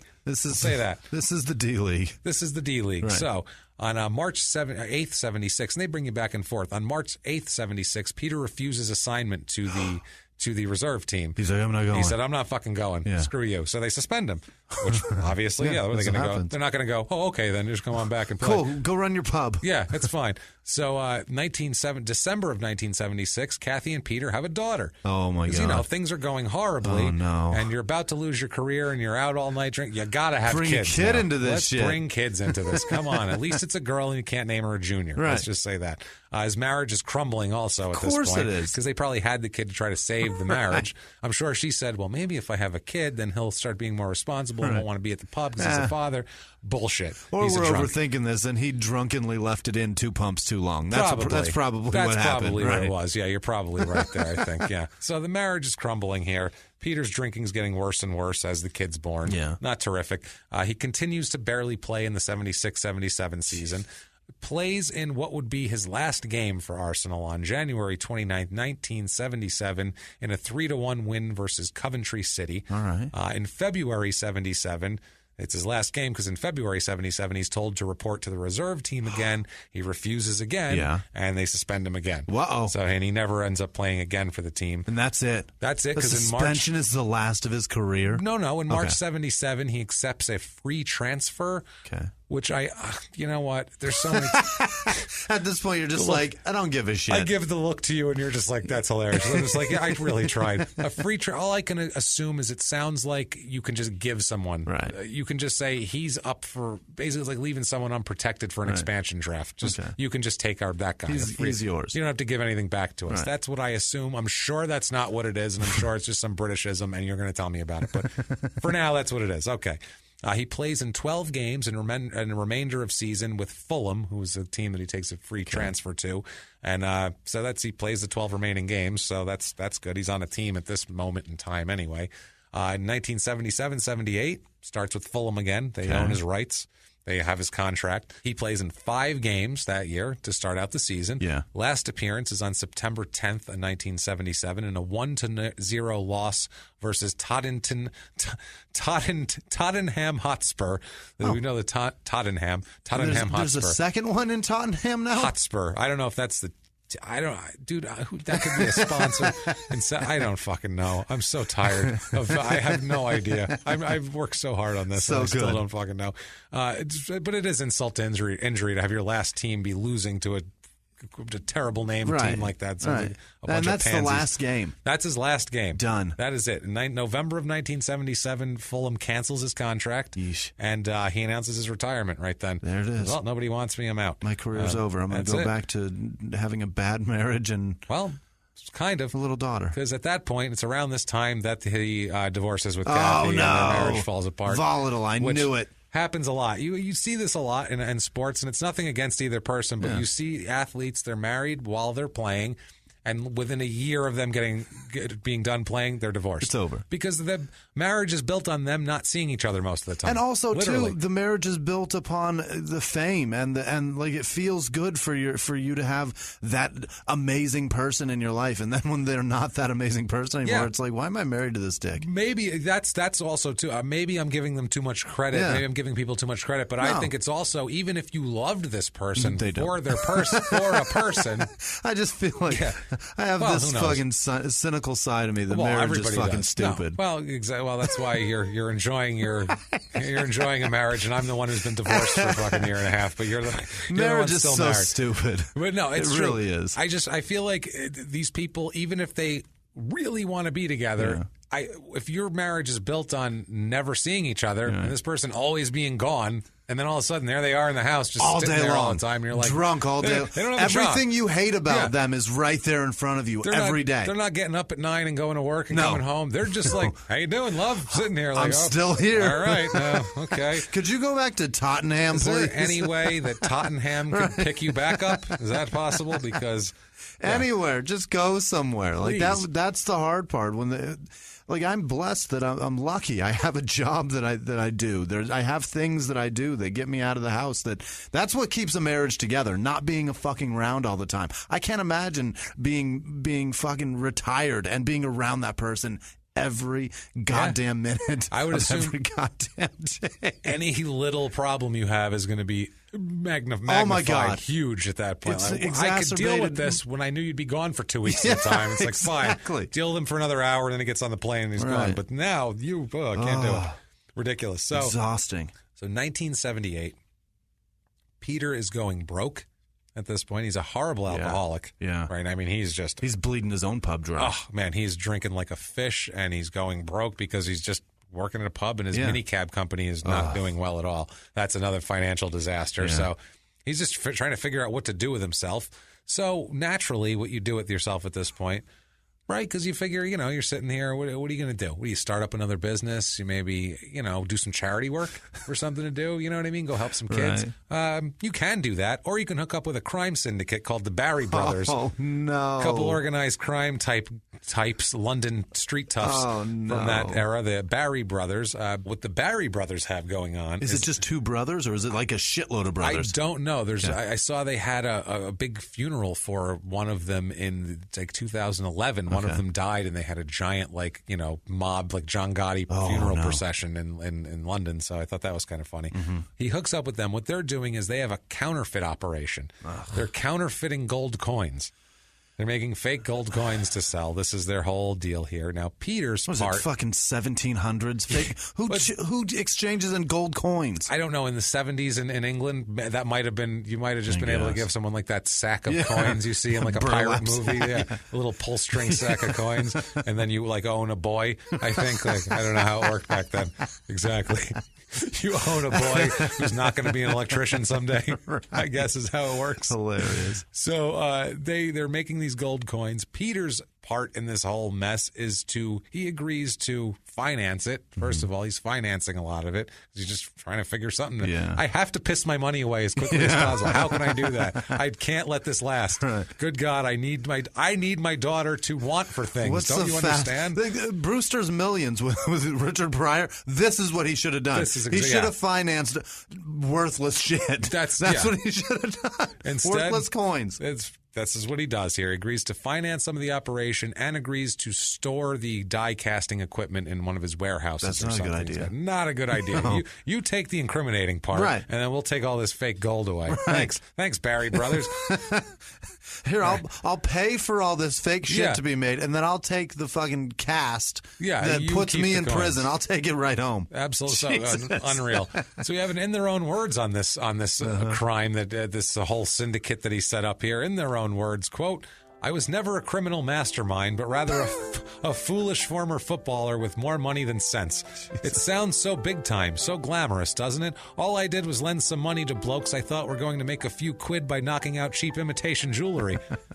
I'm sure that's what you thought. Yeah. They said, we're just going to make a couple of chains to sell down at the mall. Right. And they said, yeah, that sounds good. It'll take some quid for that, or yeah, whatever it a is. few quid. And then, no, you were making, you knew the hell, with the gangsters. I thought they were just a couple of nice gangster guys. They were just like, we're just going to make a couple of things for our kids. That's all. So my girlfriend. Is quid less valuable than Quid's pounds? a pound. Oh, it's it's like buck and dollar. It's like saying $10. You go 10 quid. I It's was the like, same. well, what's a shekel? Yeah, it's the same thing. It took me a while to figure that out. Right. I watch a lot of British television, so I get it. I've seen The In-Betweeners is one of my favorite shows. Okay. Goddamn, I know fuck all about their currency, but I know the phrase fuck all. I just finished 3 seasons of the Great British Baking Show. Yeah. I've been watching old British ladies bake for 3 seasons, and it's fascinating. Jesus. Fascinating. The reality shows over there, one sidebar, quick. Yeah. The reality shows over there are completely different than they are here. Here, Yeah. like, everyone's a character. Like, I got to be the guy who does this. I'm the asshole guy. Right. I'm the slutty chick. I'm this, I'm that. Everyone's got a character. Here, they're just really nice. Everybody's just really proper. They talk to someone who got eliminated, and they're like, I didn't do as good a job as I could have. Like, no one's like, hey, fuck you, Judge. Yeah. No, my mine's the best, Yeah. and you fucking like him better, and fucking bullshit, this thing is rigged like they do here. They're just like, I should have put more flour in it. I don't know. It's just, I'm disappointed. Yes, So silly. The judges call it as they see it, and it's just, I'm sorry, and they apologize. It's amazing. I love British reality television so much better. You guys are actual human being people. Okay. Anyway, that said, 1978, what this whole counterfeit operation going on, guess what happens? What? Peter's arrested for counterfeiting. What a shocker. They break up the operation. Yeah. What a complete moron. He's charged with conspiracy to produce counterfeit money, obviously. Yeah. He's set free on bail, though. Wow. He's set free. Well, they know he's a famous guy. He can't really, And where's he going? Right. Where's he going? He doesn't have any money. There's no record either. Right. That's the other thing, too. He was a famous footballer. That's his first run-in with the law? That's his first run. He played last year. His first run-in with the law is making counterfeit money. Yeah, I mean, I'm sure he had some pub, dust-ups where they just, he plays for Over-serving Arsenal. somebody, just, right. No, I meant like he gets in fights when he's on the team. And they're like, oh, no, get the Arsenal boys out of here. They don't need any trouble. Right. You know how they used to do back then. Put they his used to dick in push. some girl and she didn't want it. You know it. Yeah, you know he did. I feel like that was probably, not even maybe in her, but just like on her leg as he walked by. He's like, how you doing, honey? Right. And she's like, that's an Arsenal dick. That's an Arsenal dick right there. Unreal. So, okay, he's out on bail. Mm-hmm. It's 1979. I am going to ask you a question, Jim. Okay. I like asking you because you're just a regular dude. No. You've been arrested for counterfeiting. Yeah. Well, you've been working with a criminal syndicate where you've been financing a counterfeiting operation. You're a famous guy who's been arrested counterfeiting. Yeah. Not good for your image. You have a pub also whose image you kind of want to keep good. By the way, the pub's about to go away pretty soon. What would you do right now while you're out on bail? Sell my pub and get the fuck out of the country because those are bad men and I don't want to die. Well, yeah, no. I'm afraid they're going to think I'm they're not squealing mad at on him. them. They're not mad at him. You're not afraid of your crime syndicate I'm going back buddies. to the pub and I'm going to promote the shit out of that place. You're going to promote it, right? You're going to stay clear of trouble. 2 for 1 every Friday. But you're going to double down on your life, right? You're going to say, I better get it together because I don't want to have to do that again. The thing you don't do is...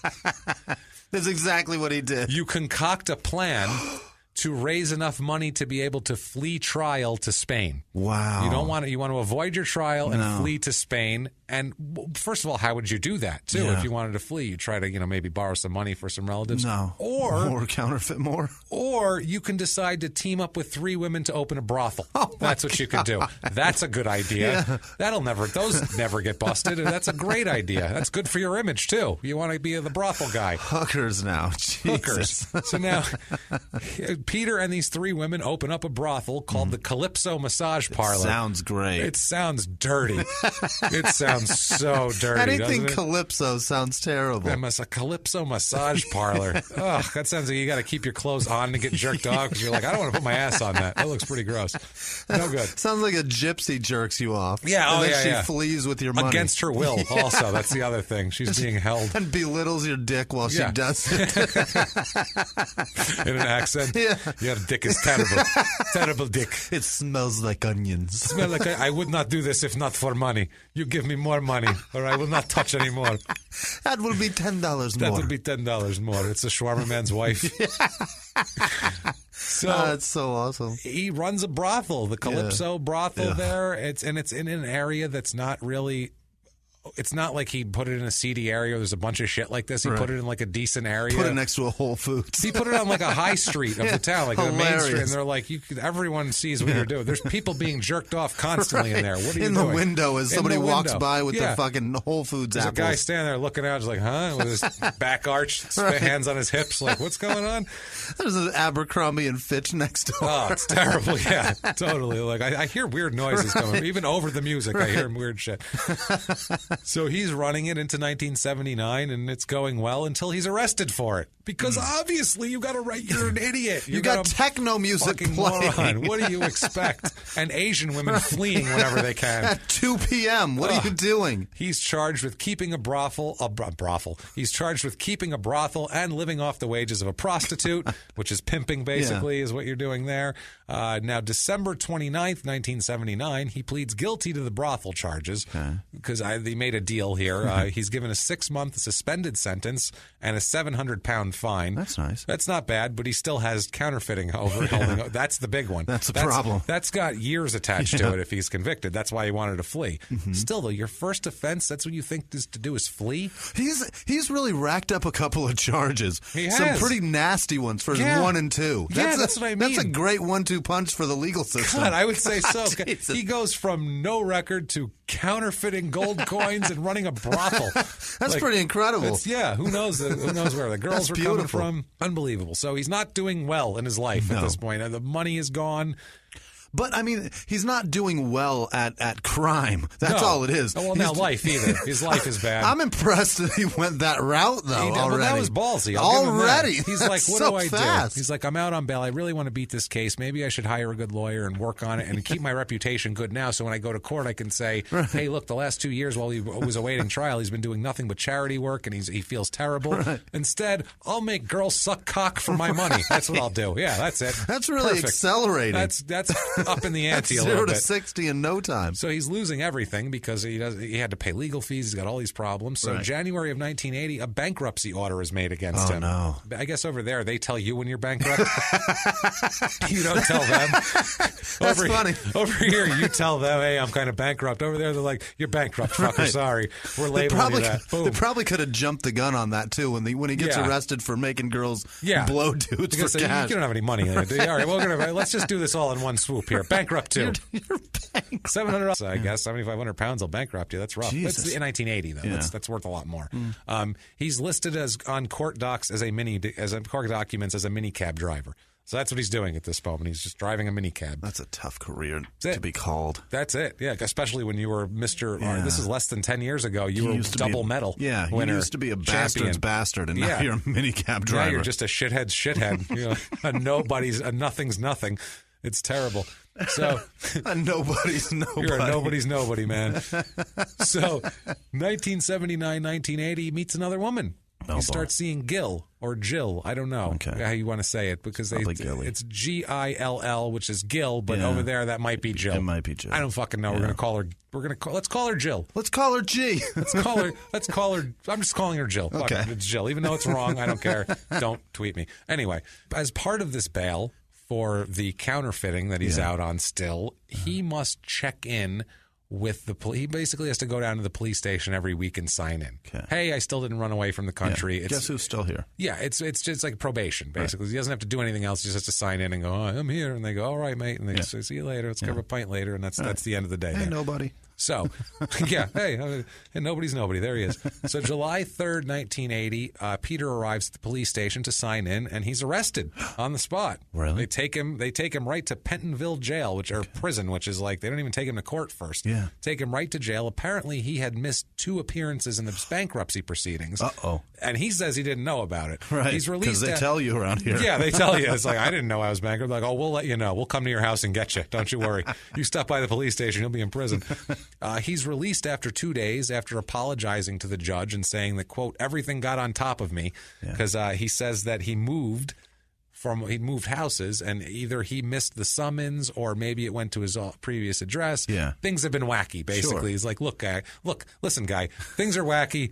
I don't know. Shit happens. It's all crazy right now. It got away from me. You know what I mean? I'm at the Playboy Club. I got coins and whores. Nuts. I don't know what to do with myself. So I got just sex workers coming out of my ass. I don't know what I'm doing. I can't tell which coins are real. I've got problems. I got nothing. So warrant was issued for his arrest, and that's what happened when he showed up. They arrested him. Now, on July 5th, he has a court date after the release when he gets to talk to the judge. And Mr. Registrar Parberry, which is another very British man. Mr. Registrar, I guess he's the registrar, and it's Mr. Registrar. Those are his titles, I believe, and Parberry is his name. Jesus. Or his name is Registrar Parberry. I don't know. I want it to be Registrar Parberry. That would be amazing. That's pretty badass. That's a great name. He says about it, quote, if he flouts the laws of the court, he is likely to find the circumstances very uncomfortable. Yeah. But if he cooperates, he may find his journey through bankruptcy not quite so unpleasant. That sounds like such the nicest, most British threat ever. It does sound. It's definitely a threat. It's definitely that's 100% a threat. It's like a kidnapper took you and he goes, but if you fuck me and act like you like it, you may be you able may to go free. This might not be so unpleasant. Might not be quite so unpleasant for you. You never know. Like it's pretend to enjoy this. That's a threat, though, big time. Now, September 1980 finally has his court for the counterfeit coins. This was 2 years ago that this happened, so he's finally there. He goes to trial for the counterfeiting. At the end of the trial, he is found guilty of counterfeiting, which he does not plead. He goes the whole route because he's like, shit, whatever, what do I have to lose here? We'll give it a shot. Just bounce to Spain anyway. He's sentenced to 3 years in prison for this. That's not so bad. It's not so bad, but for this guy, it's like, oh, that's bad. That's forever. Bad. It is tough for something that's not violent, though. Like any kind of non-violent where you're like, I'm going to prison, but I didn't even hurt anybody. Like I didn't even steal the coins. I didn't even steal the coins from someone. I made them. Didn't even sell them. I gave them to some guys. I made them. Like I don't understand it, but whatever. You got to have something. Plus, he's got the brothel charge too, which I'm sure didn't help when they were reading off his history. And he's like, oh, and he just got busted after this because he wanted to flee to Spain. He got busted. He's got to finance his trip to Spain that he's not coming back. No, ever. Right. So now he's 1981. He's in jail. He started off in a jail that he just hated. He said it was horrible and it was dirty and it was much tougher. And then he's moved to Spring Hill, which I guess is a nice jail. Okay. And in 1981, in the spring, Jill visits him to tell him that she's pregnant. Oh, boy. Uh-oh is right. She asks him to petition for a day release so they can marry. That's because I guess you can do that there. Really? And, so he does. She tells him, quote, we've got to get married. It's bad enough putting up with you, Peter, but I'm not being held responsible for another little bastard, which I think is beautiful.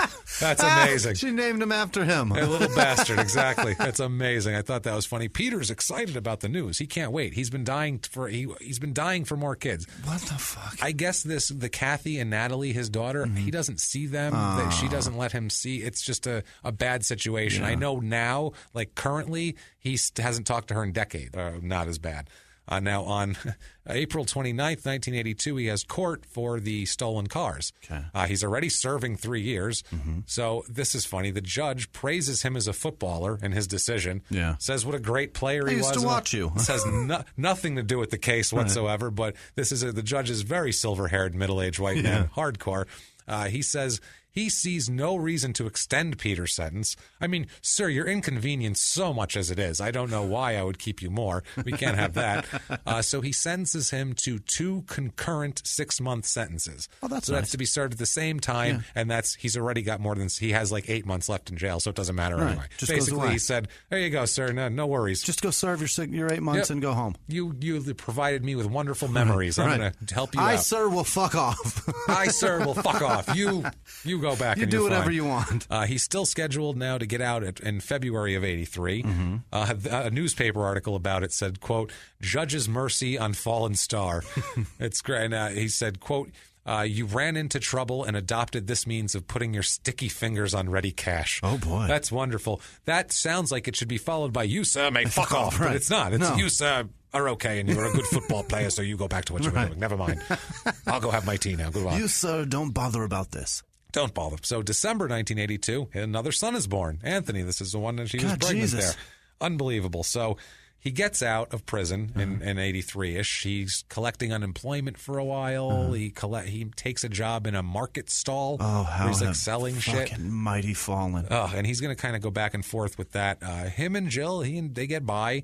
He said they have a nice, modest house. She works as a secretary. They live in a small home, but they have like a normal life. Yeah. They go home. They come home at the end of the night. They spend time together. They love their kids. They spend time with their 2 kids. They have like a nice little family life for a middle while. Life middle class. Middle class, exactly. Just like him. Just like his upbringing. Maybe one of these kids will be signed away at 15 and led into a life of shit and horror and crime. So in September of 1987, a third son is born, Jamie. So God, now he's Jesus. got 4 kids, 3 of them that he lives with. Yeah. One of them he's never going to see again, probably. But and by the late 80s, he's working as a real estate trader. And he says he does well, too. He's talking about, I guess there was a good real estate boom in the late 80s, kind of. So he was saying one property he bought for $100,000, he sold for like $140,000 and things like that. And he was making good profits off of it. He was actually doing well, which is good for him, right? Now, 1990 comes. He's doing that, and he said that's starting to wind down a little bit, his real estate thing. It gets worse here. The bubble's about to burst? Well, not quite. He's getting a ticket in Soho. He's got a market stall thing, and he's loading up his boxes into the car. Okay. And he's parked on a double yellow line. All right. And there's a female officer, or a warden as he calls her, I don't know, whatever. I don't know if that's the proper term or if he was trying to be a dick and refer like she was in prison. She came over and said, "Hey, you can't park on the double yellow lines. That's an offense." And he said, "Oh, I'm sorry, love. I'll move. Sorry, my love. I'll move it. Don't worry about that." She got pissed off at him and said, "I'm not your love. First of all, motherfucker. Nice. That's a criminal offense. Get your goddamn car off the shit." So he starts arguing with her a little bit, and he said he got so angry, he just got in his car and left half his shit sitting on the curb and everything. He just slammed his trunk and drove off while she was writing him a ticket. Wow. So he's like, "Fuck this ticket. I'm not taking this ticket. I'm running away." Yeah. So he drove around for a little while, and he looked around. He was looking for her. He didn't see her around, so he came back and parked to get his shit off the curb. Yeah. And he said the second he popped out of his door, there she was with her ticket book in her hand. Like, "Oh, yeah, I'm writing you a ticket." So at that point, he started cursing her out, basically, and calling her every name in the book and all of this shit. This you're not allowed to do. Yeah, apparently, you can't call her pernicious. Stop it. You can't say that. No, you can't call her a bastard's bastard.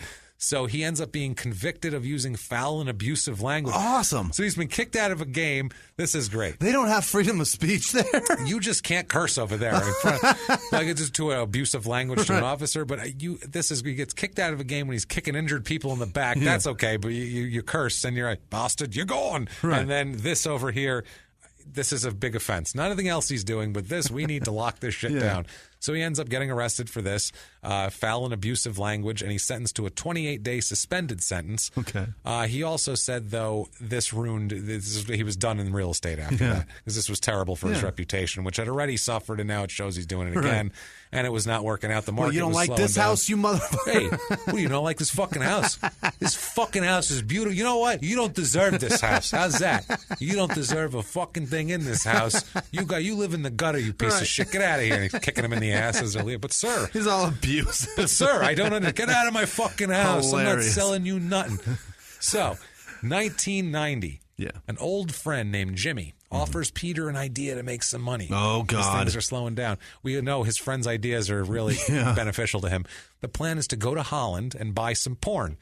They're going to buy some porn movies. Apparently, there's laws. I don't know what the laws are in England at this time for importing porn, and that you can't have hardcore porn. Something Holland, porn. They don't give a fuck. You can do whatever you want. We'll find out, because the plan is to go to Holland and buy some porn movies and plan to pirate what they say is about 50 copies of each, and then sell them into the sex shops in Soho, because they're looking for this sort of shit. And they find a guy named Ron O'Sullivan, who's a sex shop owner down there. Dirty. Wait till you hear what he does. He sounds like filthy. He has an unbuttoned shirt with a chain. He looks like Khalid Sheikh Mohammed, I feel like. He loves to say pussy. He's like, "You get me something when I see all the pussy I give." I don't know. He's Ron O'Sullivan. He sounds Irish as shit, and I'm giving him he's like he's a Greek. He's like Cheech out front of the titty twister in Dusk Till Dawn. Just every kind of pussy. You want smelly pussy, hairy pussy. So they strike up a deal with this pussy monger himself. They strike up a deal to sell. He'll sell the tapes in his Soho section. He said, "Whatever you can get, I can sell. I want it. You got porn, I want porn." Fine. Show me pussy, I show you money. Yeah. Now, O'Sullivan, I don't know who the fuck this is, but if you're a fan of snooker, which seems like an English thing, he is the father of a big snooker star named Ronnie the Rocket O'Sullivan. Okay. Same as him. So that's a dude, obviously. Yeah, if you know who, the Rocket is his cock. The Rocket is his, it's his cock from, his dad's guy. He's like, you use my nickname, Rocket. That's what they called me. They called me in high school, the Rocket. That's good. So Peter meets Ron in a pub, and they drink, and Jimmy's there too. And basically they find out that a 200-pound investment will net them about 2,000 pounds. All right. They're like, that's a nice day. 10 times? We can do that's that great. in one day. Yeah. That's it. Well, that's like a one-day score. They're like, we split it, $1,800 a day is great, or 1,800 that's fine, pounds, especially in whatever it is. 1990. Yeah. That's fine. awesome. So, on October morning in 1990, Peter and Jimmy drive in his Suzuki Jeep, as he calls it, which I bet is a Samurai. You a pile of shit. is. They drive to Dover. They do the cross-channel ferry to Calais, and then drive to Rotterdam in Holland. Okay, the police, they end up taking wrong turns and are questioned by the police in Holland. Oh, Jesus.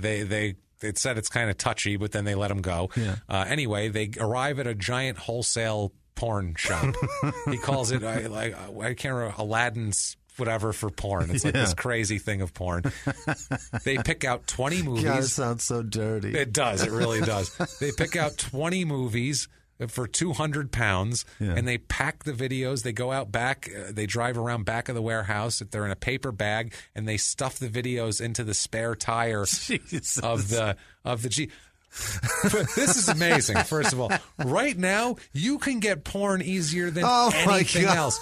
I could type in any porn name from amateur anal adventures to zesty Latina mamacitas, A to fucking Z, and it will pop up immediately. And you're watching it on now. A free video. Right. Meanwhile, I tried to show my son Don Mattingly playing first base, and I can't find a fucking one video of that on the internet. But as much porn as I want, and this guy's getting arrested for it. And this guy's cramming it in a spare tire. Spare tire. Jesus. So they cram it into the spare tire. How sad is this? Right? That's what I mean. Unbelievable. It feels like it's like the 40s, and they're trying to sneak Jews out of Poland. It's like, it's porn. This is ridiculous. So they get on the ferry. They return on the late ferry, and they're feeling good. They're like, hey, we made it. Once we made it out of Holland, we're good. 1990. Oh, God. Or 91. It's 91. VHS. Oh, they're all VHSs. They're all fuck tapes. Awful. Terrible. Big giant bushes. This is hilarious. Not great. So this is so funny. They're feeling good. Yeah. They're having drinks on the ferry. Like, we're the porn merchants now. We got fuck videos in that car right there. Fuck videos for everybody. Let's do this. So they're having some drinks. They arrive in England, and they're like, we made it. They didn't even think about it. It's like an hour drive from there to where they're going. That's no problem. We can get past that. But they said they didn't even drink that much. He said, I only had a few drinks because I didn't want this whole thing to end with me getting busted for drunk driving. That's not going to help any. So they get there. They get to the ferry gets to England. They start to drive off the ramp, and as they're driving off the ramp, they're waved over to the side. Oh, no. Which is never a bad sign at any border. Never a good sign at any border to be waved over to the side. The customs officers know something is up. They basically say that right away, we're searching your car. We know. He thinks that Storey thinks that the Holland officers tipped them off to, hey, keep an eye out for this. They're up to something, basically. And they take the Samurai piece by piece apart, looking for everything. They put the spare tire through an X-ray machine, and they see a bunch of VHS tapes. They're like, they can read the titles and everything. Like, look at the size of that bush. That's terrible. So he's arrested for large bushed porn. He pleads guilty to importing tapes and is jailed for 4 weeks on that. Jesus, it's so embarrassing. That's embarrassing. So now he's got counterfeit coins, brothels, and car theft and porn importation. He's got the most embarrassing, shitty crimes ever. Most terrible rap sheet ever. Yeah, people would have respected him more if he would have just killed his wife. They would have been like, well, I don't know, maybe he snapped. Maybe she was just mean. Yeah. So I mean, he's serving in Canterbury. So now he's serving in Canterbury. That's wonderful, man. For fuck. He's doing time for fuck tapes. There's people that rob 7-Elevens in there, and he's like, I had some fuck tapes in my trunk. Oh, my God, that's so funny. What? Do you know how many times I've watched illegal porn? He didn't even get to jerk off to him. Nothing. He got busted like... He celebrated with drinks over pirating. And he didn't even pirate This yet. is, no, he they just were bought gonna them copy. and took them home. No, this is the equivalent Oh of... my God, this is great. He's like ready to jerk off and he turns it on. He's ready to go and he doesn't even have his dick out yet and his wife catches him. And now he got busted just as bad as if he would have gone through with the whole thing, but he got none of the pleasure. That's basically what happened. It's just as bad. It's fucking incredible. It's incredible. So now he's sitting, and now he's back in jail for 4 weeks. 4 weeks in jail. He's really upset. Ron O'Sullivan, he's like, what happened to that guy? So maybe he gets out of jail. He goes looking for him. He's going through these sex shops. He's looking in windows, and he smells something good. He smells something. He goes in the door, and it's the shawarma man. And he says... How is it you've come to arrive here? Right. Why are you here? Signs say closed. You don't listen now. You don't listen. You go, why you do... You got brothel? Why you do that? Girls, they have sex with you if you want, right? You famous, you big man in Playboy Club. Why you do that? Gold coin? Your money no good here because it's fake. It's fake. You pirate. Gold coin. I don't take sack of gold coin. What's wrong with you? Tape. I think you have fuck tape. Shawarma man talk to you about fuck tape. We talk later. How many you could get? You could get 20, huh? You just go to, and maybe we go to, never mind. Signs say close. I make for you, but no. Signs say close. I make, but I not take money. You go. So he leaves. He's like, well, that was good shawarma, obviously, because no one makes it like the shawarma man. Now, 1991, the next year, Ron O'Sullivan, our shawarma man friend here, he is arrested for stabbing an organized crime figure's bodyguard to death in a Chelsea nightclub. With his own cock. With his own cock. He's got with the rocket. It's sharp because he's never got those. He's waiting for those porns the whole time. So he stabs an organized crime guy's bodyguard to death in public. So he ends up being given 18 years to life. Wow. So, the porn didn't matter to him at that point. No doubt. Now, early 90s to mid-90s, this is where it gets a little years-wise. This all happened in the 90s is all I know. He divorces Jill, who's been with him, stuck with him through jail sentences. She's a goddamn angel. Sat at home pregnant while this idiot's in jail and running brothels and porno and everything else, and marries a French woman named Danielle Scoraletti. Wait. Scorcialetti. Slow that down real quick. Danielle. She left him and married Danielle, or she left him and he married... Okay. He leaves her, divorces her. What? He leaves her. He leaves Jill to marry a French woman. She was amazing. She was great, and she's got 3 kids French and everything don't else. shave. French, no. Danielle, he likes that. Yeah, those he big likes the bush pornos. porn. Marries a French woman, like I said, Danielle. Now, 1995... He goes to Istanbul. What? He spends the year in Istanbul as a chauffeur to Hamed bin Khalifa Al Thani. This is the same year that this man took over as the leader of Kuwait in a bloodless coup. He took over, wrestled power of Qatar. What? Power of Qatar, he wrestled away from someone else and took over the country. And this guy's Storey's going to be his chauffeur for a year. This is also, Al Thani is also the guy who founded Al Jazeera, the media outlet, and also was a middleman in the talks between the United States and the Taliban. That's a guy you don't fuck with. No, good God. No, this guy, so he's going over there. I assume he's probably a soccer fan. Yeah. That's probably how it happened, but he spends 1 year over there. Now, the mid-'90s, by the late 90s, after Istanbul, Peter breaks up with Danielle and returns to Jill. Why is Jill taking him back? Back with Jill. I don't know. They have 3 kids, and they said they were going to try to make it work, and he said he made a mistake. I guess he was going back to visit the kids, and, things happened, whatever.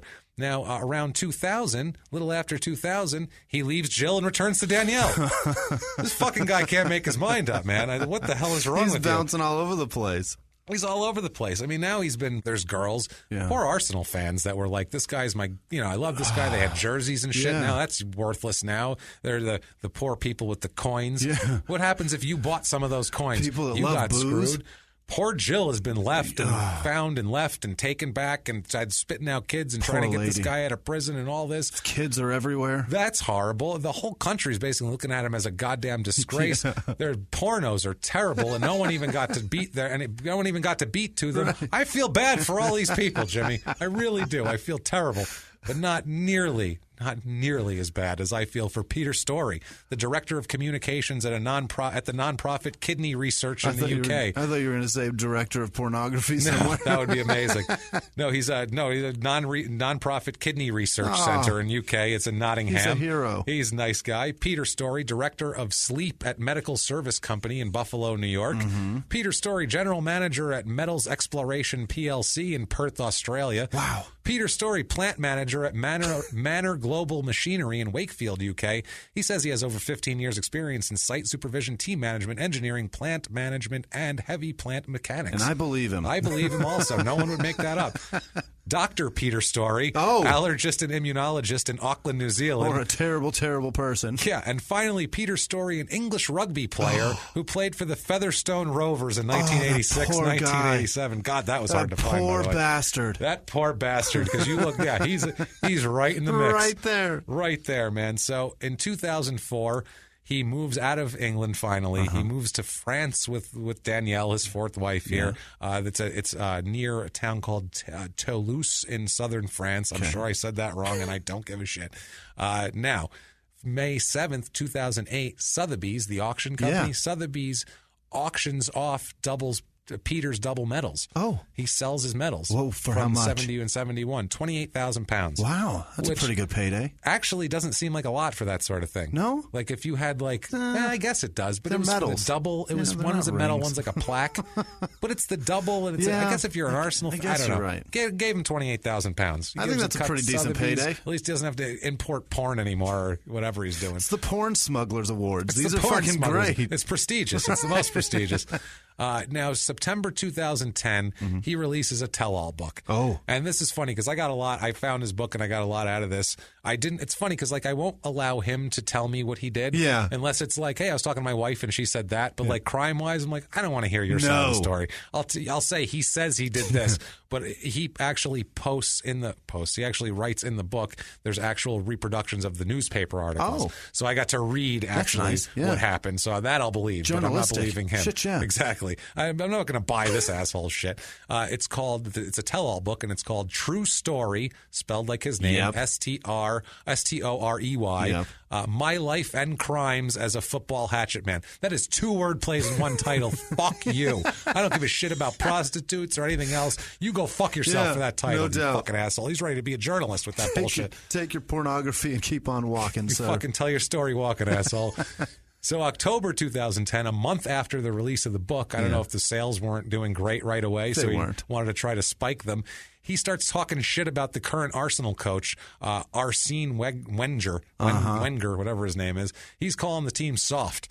He's saying the team is soft because of this guy's coaching, and he said they've, quote, lost the plot. Yeah, the publisher told him to say that shit. Like, absolutely. Start some shit. Yeah. So he says, this is kind of funny, though. He's talking about how they're just pussies on this team, and they're soft and everything else. He says, in their own words, quote, hard men? They're virtually extinct in modern football.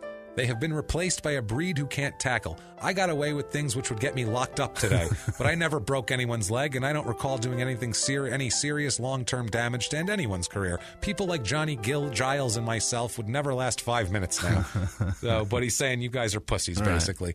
So out of all of that, if you love Peter Storey, and this has gotten you so excited to hear more about Peter Storey and see him, first of all, you can buy his book on Amazon, which is actually a really interesting read. Yeah. If you're into soccer shit and you want to hear some wild kind of just fun stories of a guy acting like a jackass on the field and fighting people and stuff. You son of a bitch.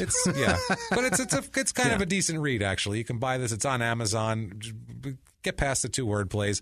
It's $12.99 paperback, $32.95 hardcover. Jesus Christ. And $10.99 on Kindle if you want to do that. And also, too, I found there's a ton of Peter Storey memorabilia, pictures and signed stuff. I found a really cool Peter Storey trading card for only £1.99. All right. So that's kind of neat. $15 shipping to the U.S. though. Like, get out of your fucking, that's a goddamn card. So $15 shipping to the U.S., and that's Peter Storey. All right. He's currently being an asshole in England somewhere, talking shit about his team. He's out there. Oh, this guy's walking around. He's actually in France right now. All right. But he's talking shit about Arsenal from another country. Right. It's like, I don't even live there anymore, but fuck that guy. Now, did I sell any books now? Is that more? They were also talking about making a movie of his life, which fell through. Of course, because he's got terrible luck, this guy. Terrible. It's the worst luck in the world. But guys, that is Peter Storey. Hope you had fun with that. What a journey. My God. Jesus. If you did have fun with that, the thing you can do to tell us you had fun with that is you can get on iTunes right now, give us 5 stars, tell us you're following instructions, directions, say bunnies are fluffy, we don't give a shit.